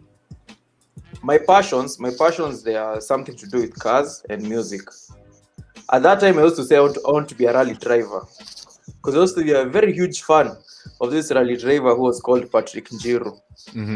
Yeah. So I used to say, if I'm not gonna be a rally driver, I don't know what I'm gonna be. Then now my passion, music, took over now once I cleared high school. Because then now you can see it was much easier starting off into DJing than the rally thing. Because you see now getting into rally is quite expensive. Because you have to get like those cars, you have to get the training. It's more demanding than DJing. Yeah, and the risk is also high. Because you can imagine now you're going off-road, you're speeding with cars here. But then now my parents were much convinced of me just playing music and having fun with it. And then another thing, the name Kevin. I'm not Vincent, I'm Kevin. That is where now Vin came from, Kevin. Oh, nice. The first time my mother heard the word Kevin, there used to be a DJ. She used to go to party when she was now young. She had a DJ's name was called Kevin. Then she was like, when I get a son, I'm gonna call him Kevin. Damn, he must have been a good DJ. Yeah, exactly. Funny enough, I turned out to be another DJ. So my mom told me that story, I was just laughing. So my destiny was just set from the time I was born. Wow. That's awesome. Yeah. So when you said you wanted to be a DJ, you probably didn't have much trouble. Yo, my dad. Let me tell you, when I told my dad I want to be a DJ, he just went to mute and left the house and went to drink. Then my mom is more of that person who just lets you be. My mom was like, you want to be a DJ? Yes. Are you sure? Yes. How can I help you be a good DJ then? Turn up. Shout out to mom. So my mom was supportive in it. And that is something that I'm grateful for till this day. Because at that time, like when I said I want to be a DJ, friends of my mom and friends of my dad, they were inciting them. Telling them, now that kid is a gone case now. He start doing drugs, he'll have maybe baby mamas, those problems. They had already set their mind to it, yani. But then later on, I proved them wrong. Turn up. So I'm quite grateful about it. So that goes back to what DJ The Force said earlier, is you can't live your life based upon what people say about you. You know what I'm saying? You just got to live your life the way you want to live your life. Yeah, you can. This life doesn't have a formula. Yeah. If I sit down and decide I'll live my life like Uniques, I won't be unique. Word. I can never be unique. Unique has his style of doing things. He has his way of thinking. He has his way of delivering. He has his muscles. I have my muscles. So we all have to make our own stories at the end of the day. Word. Absolutely.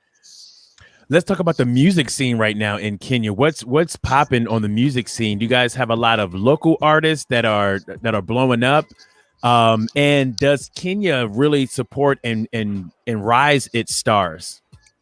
You know, the funny thing about Kenyans, we don't like our artists. That is something for a fact. We don't like our artists. Like now, the club scene and the parties, and everyone is jamming into Amapiano. Yeah. Amapiano is a South African sound. Word. It's killing here in the States right now, too. Yeah, Amapiano is huge. Before then, we were jamming to Tanzanian tracks, Bongo. I have to learn about that, Bongo. Yeah, hey, Bongo is you're gonna love it. You're gonna love it. Then apart from Bongo, educate me offline, but educate me for the Bongo. I wanna know. I will. I'll send you some links. Okay. I'll send you some links. Okay. Then before then we had West African as well. Then there's the Afro Bashment, the UK sounds. I'm sure you've heard about them. The NSG kind of people, Stormzy. Then you also have hip hop now. But Kenyans rarely, even in clubs, like when I play like a Kenyan set, you'll find the mood will change. Guys will be passive. Guys will be like, okay, can we go through this set a little bit faster? I need to hear some piano. Why do you think that is? Because that's something that also happens here in different areas in the States too. Like the local things that you play, like, yo, this is our sound. No, I can't say that. Because locally people like their sound. So I take that back. But why do you think that Kenyans don't tap into Kenyan music? Production. My main issue is with the producers. We don't have a pleasant sound to the ear. Okay. We don't have and you don't know with music, it's not about I'm gonna listen to this track because UnieQ sang it. Gotcha. I listen to the track if I enjoy vibing to it. Then it has gotten to a point, like even our artists, they're not even confident enough on the kind of product they are producing giving the audience. They have to feed us controversy first for us to pay attention to their brands before they release a track. Why? Okay. I can't stand that, but okay. So instead of releasing music, they're giving us stories to talk to on social media. Then they release these tracks that have a lifetime of like 3 months. Like a good Kenyan hit will be played for 3 months. After 3 months, no one wants to listen to it because we got another controversy of another artist who gave us another jam that is gonna go for 3 months. So funny enough, our tracks have like an expiry date. That's why I even enjoy playing like hip hop, like the 2000s to 2013, because guys normally enjoy those jams a lot. The urban music, 2000 to 2013. It has never gotten too old for my playlist. I can't remember what the name of the movie was, but one of the lines in it was "See a need, fill a need."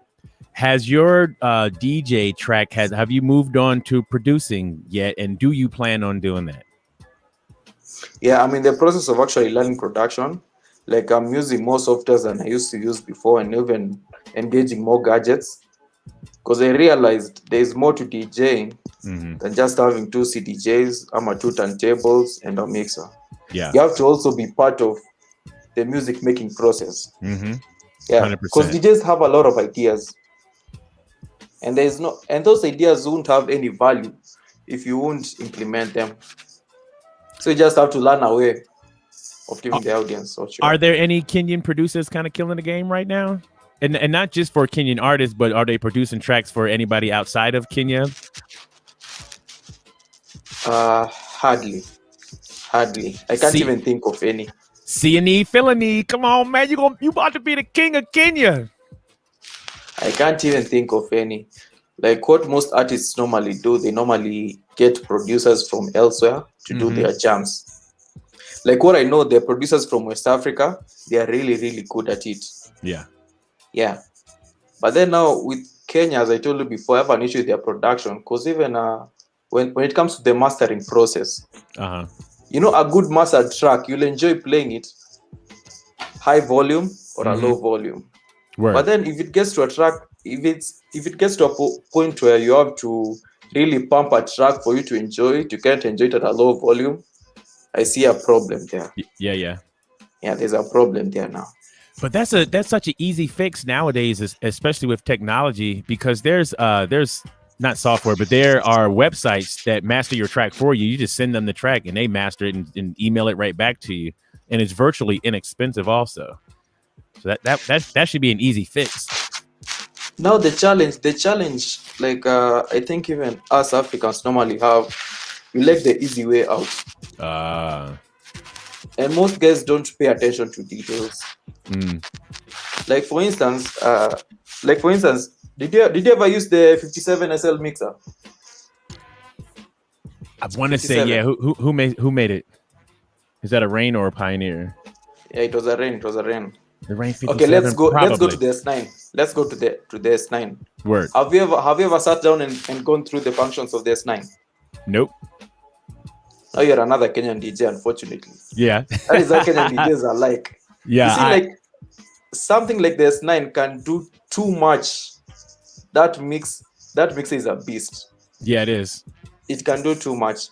But then now our people will be like, provided the audience can hear my music and I'm getting paid at the end of the night, I think it's a wrap. I don't have to invest myself too much in knowing this can also do this, this can also do this, this can also do this. Word. Something that also affects their performance and their growth as well. That's why you'll find like a 40-something-year-old DJ, they're competing for the same job with someone who I just taught to DJ, which is quite unfair, because I believe in this life it's all about growth. Whatever DiscJockey you're doing today, you have to go to the next step and leave that platform for someone else to come and learn from it and be a better version of themselves. Word. So you have to step out of your comfort zone. Something that our Kenyan producers, not going to the earlier discussion, something that our Kenyan producers hardly do. So how it goes on the music production scene, you'll find that maybe it's a season for this producer because he produced a hit. Now we'll pay attention to him until another producer gives us a hit and we forget that other producer. Then now we bought this other producer, which is quite unfair. Because like even when you see like even the revenue sources for artists, they're supposed to make money. I think your revenue of artists, they are even better. They are way better than ours. Because ours, they depend on shows to get paid. Yeah. These digital platforms, they don't really support their art. They don't really support their investment. So you'll even find even the artists themselves, they are struggling. Like someone is trying to have a budget for a track, for a music video. You know, those things don't come cheap. No, they don't. A good music video doesn't come cheap. But then now some of them will be like, okay, I'm going to spend X amount, but then will that money ever come back to me?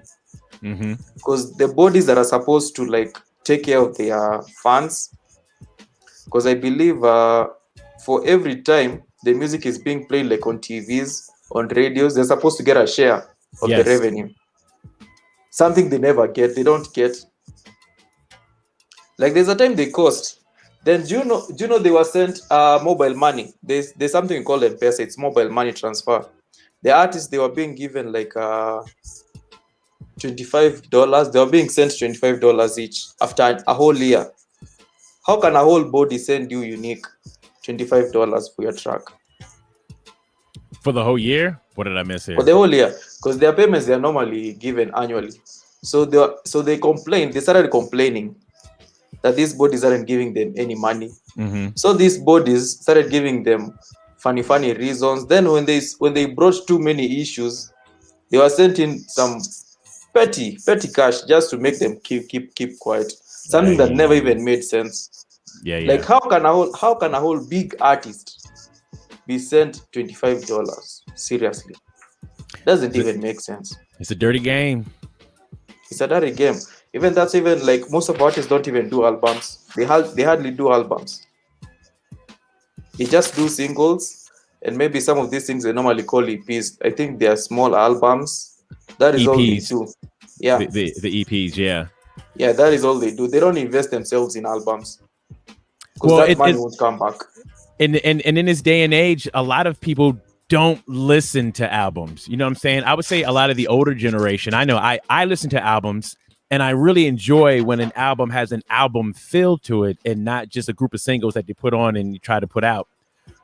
So the art of making an album has been lost. I mean, like, remember like Doggy Style and Ready to Die, like, you know, the songs weaved in and out of each other. There was skits, you know what I'm saying? It was an intro and an outro. Like, I would probably say the last album was maybe one of Kanye West's albums, like that had the skits and the intros and the outros and stuff. And but I don't think most people are paying attention to albums anymore because things are happening so fast that no one's slowing down to listen to an album, especially the younger generations. But the thing is, you know, with everything, I believe it's all about the experience you get from something. Mm-hmm. Not that guys don't listen to the albums. When there's something interesting in it, they will. Yeah. They will listen to it. But then now we're in a generation where I think there's too much noise. Yes. Especially the online. There's too much online noise. Like, for instance, now you don't need a whole TV station to hire you for you to do a show for us to watch you. Right now you're on Twitch. Yeah. So it has even killed the monopoly for some of these things. I think even now that's why singles are getting more attention than albums. Because with an album, you really have to pay attention to it. Yes. Because, you know, the mood is different. Mm-hmm. Yeah. So you really have to like study. You really have to like study the album. But then now, will you have that time to study the album while YouTube is just there telling you this is a hit, this is a hit, this is a hit, this is a hit? Yeah. It's tricky. Yeah. Yeah. Video mixing. When did you get into video mixing? And is that a big thing for you to do a lot of video mixing? Because I know here, I used to know some video mixing DJs. And I would say maybe about 5 or 6 years ago, it was really big. And then it kind of went to the wayside. And I think it's coming back a little bit more now. I'm seeing more in the States, but not like it was before. Is it a big thing for you to do video mixing? A video mixing, I can't really call it a big thing. It's like the standard. When you go to a club, whichever club you go to, they don't even ask you. They just expect you are coming to play videos. As in, it's just the standard. It's already there. When you're coming to my club, I know you're coming to play videos. But it normally helps with the club operations. Because, like, let's say you're playing some of those R&Bs, some of those laid back tracks. Instead of them now having to jump every now and then and not drink, they'll sit down. Some of them will stay on the screens. So it also works to the business side of the clubs. And as I told you, Kenyans are drinkers. Like, before they start partying, they have to like warm up themselves. Now the warm-up session is now when they drink. What are the popular drinks of Kenya? Like, what is something specifically known in Kenya as a drink? I think the term vodka is too general.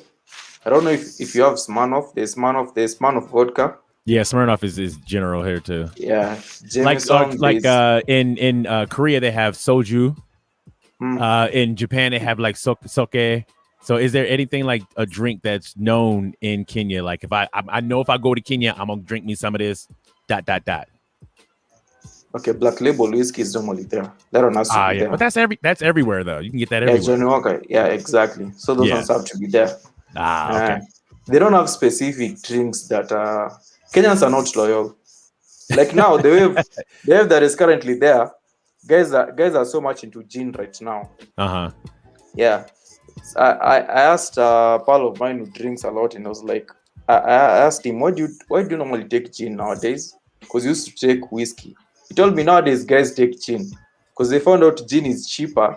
And as I told you, Kenyans drink. Because Kenyans will just, if they haven't taken a bottle plus, that bottle of the whole bottle plus, they haven't drunk yet. They haven't partied yet. Damn. By themselves? Yo, guys drink. Wow. Guys drink. As in their pleasure is just being seen with that bottle drinking and staggering your way out of the club. If you're not staggering, you aren't drinking, you are not part of the party. Oh my gosh. Can people still dance being that drunk? They they can dance, and they can also make poor decisions and blame it on the alcohol the next day easily. Yikes. And bail themselves out. When most people drink, is it drink and they party? Does anybody drink and get violent, or is it mostly just let's drink and party? Oh, humans are the same. Some will get violent, especially because of female-related problems. They'll always have those issues. Because you see now, when someone drinks, I think their judgment is poor. Word. So something small may just amplify a small situation into a big situation for unnecessary reasons. Yeah. Which is unfortunate, but it is what it is, man. Word. So what do you see for yourself coming up next? Or I know, don't tell major plans, but you know what I'm saying? But in the near future, what can we look forward to from Disc Jockey Vin, aka DJ Vin, aka Disc Jockey Vin, aka back to DJ Vin? Involving myself more into music production. Word. And also handling artists more. Because I'm more interested. Right now, I'm not interested into DJing, into playing pre-recorded tracks too much. I want to be part of the music making process. Yeah. Nice. And that is what I'm even trying. Like at the moment, I'm trying to source for equipments, for production equipment slowly and learn things. You don't know the advantage nowadays. There's YouTube University. Yes, it is. Yeah, you just have to go to YouTube, know how to control this equipment, just get the necessary equipment and get started. Have you heard of Serato, their production software? Yeah. Have you tried that? I haven't gotten to that yet. I'm currently on Ableton. Okay. Because I started Ableton in 2012. Then I stopped using it. Because now you know as a DJ, like when you're a young DJ, there's a time where you have the time to invest yourself into learning things. Then there's that hype phase. Yeah. Or you have to keep up with gigs. Yeah. There's this gig. You don't even have time to sleep. So you have even less time now to learn. Word. Because you're so busy chasing the money instead of growing your craft. So Word. that was me now in around 2012, towards the end of 2012 till 2015. So now that derailed me now from the production, like the Ableton stuff, because now it's just like scratch lives are to DJ only. Word. Yeah. Do you find yourself implementing your brand within your father's tourism? Like when the people come from different countries, like, here, take this DJ Vin mix back with you to your country. Like if he's doing a tour, like is your music playing in the background? Like, do you take advantage of the tourism? Hardly. But then, do you know my dad? My dad also is a guitarist. Oh, nice. His hobby. He's a guitarist. So now him now he normally likes now what he'll do with the tourists. He'll entertain them after they are done with the game drives or whatever. He'll entertain them now with African tracks and play the guitar for them whenever he's their game driver. Yeah, are you gonna work with him? I might not. Sounds like a great opportunity to partner up with Dad. I'm just saying, you know, he's already doing it, and he already has a built-in audience. I'm just saying. Yeah, it is. Step by step. Yeah, and you can grow worldwide with all these tourists. It could be a great souvenir of what they would see it as African music or Kenyan music. You know, when they go home and listen to it with their parties. It may be something, you know, it may be you in that small space, but just one by one, you may be growing worldwide. So I think that's a great way. Yeah, it's a growth opportunity. That one I agree. It's a growth opportunity. Yeah. Turn up. Man. So much more I want to learn about Kenya. And man, we gotta go there, KK. We gotta go to Kenya. I shall visit. It started out with like Kenya is a partying country, have great fun, and then as I'm listening to the interview, I'm like, wow, it's so much work that you have to go through within your own self as an artist, as a entertainer, as a DJ to fight to get even more out there. I don't know. Well, I'm married to a DJ, so I know a little of it, but I don't know about how it is in other countries. It's amazing how little respect, I'm using the word respect, seems to be given to the music when it gives so much more to your country. Yeah. Like, you're known for that. Yeah. So that's, I don't, like, It makes me happy I'm that you telling you. guys are partiers, but it's like sad that that's not given more attention to. Yeah, you know the funny thing, like even our industry, the nature of our industry, having the skill doesn't pay. Mm-hmm. It's all about the hype. Word. Like we have guys who have the hype, but DJ Unique, I'm telling you, if you listen to them play, you'll be mad. You'll just leave the club mad. All the time. But those guys, I'm telling you, they are pocketing mad cash. Yes. Yo, they are pocketing. It's more of the hype. Guys don't even invest themselves with skills. All And then the now, time. the marketing platforms that are normally huge here, which normally now help the guys now to escape the stage of being vetted if they are skilled or not. We have these PSVs cars. They are called matatus. I don't know if you've seen them. Like now, our buses, the public transport system. Mm-hmm. They are souped up. They are souped up vans. They are souped up mini buses, which have loud music in them. Yeah. So for the DJs to promote themselves, they'll talk with the driver or the crew of the buses, and now they'll play their mixes in their cars. Sounds so smart. that now sells, yeah. So now that sells the DJ, that sells the artist to avoid clients. Because let's say a bus will carry some few rounds. Like one round is like 30 passengers in say like an hour.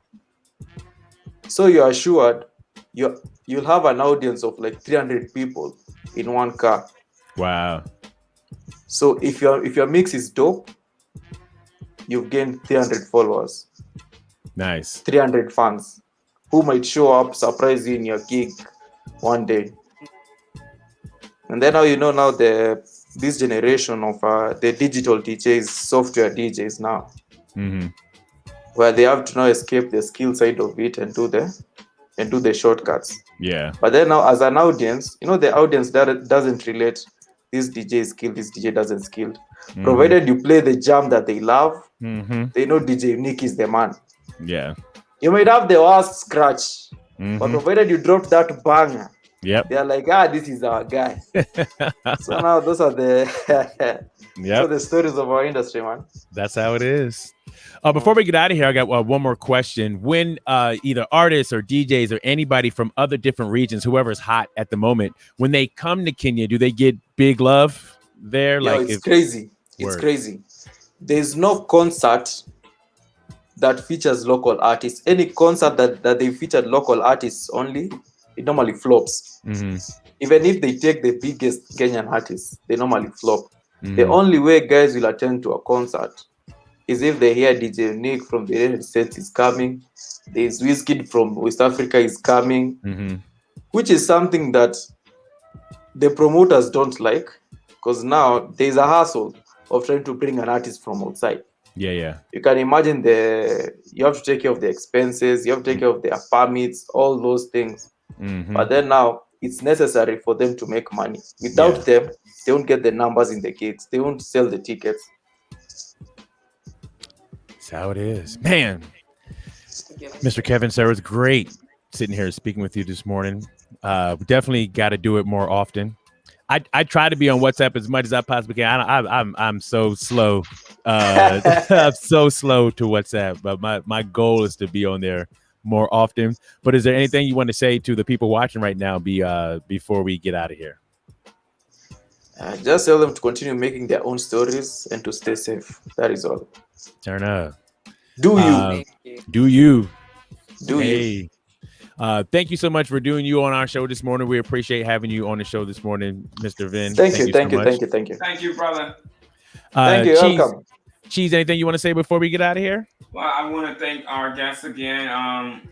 It was enlightening to hear his stories, and I wish we could have got more into the culture of his, where he's from, and but maybe hopefully we have him on next time and we can dissect that. But love, peace, and happiness. Ms. KK, anything you want to say before we get out of here?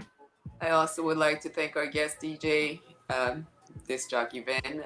Thank you so much. I've learned a lot. It's a great information on Kenya, and I would like to learn more, as Cheese said also. And thank you, everybody, for joining us once again on this Friday morning on your very busy schedule. And please continue to stay safe and join us again next week. Turn up. Once again, thank you, Disc Jockey Vin. Shout out to Cheese. Shout out to Miss KK. Shout out to everybody in the comments. Thank you guys so much for joining us. We'll see you next Friday at 9 a.m. Pacific Standard Time. We got comedian Kente Scott will be in the building, so prepare to come here and laugh and have a good time. Vin, I'm going to holla at you on WhatsApp. And we'll see you guys next week for the Unique and Cheese Show. Have a great, amazing weekend, everybody. Peace.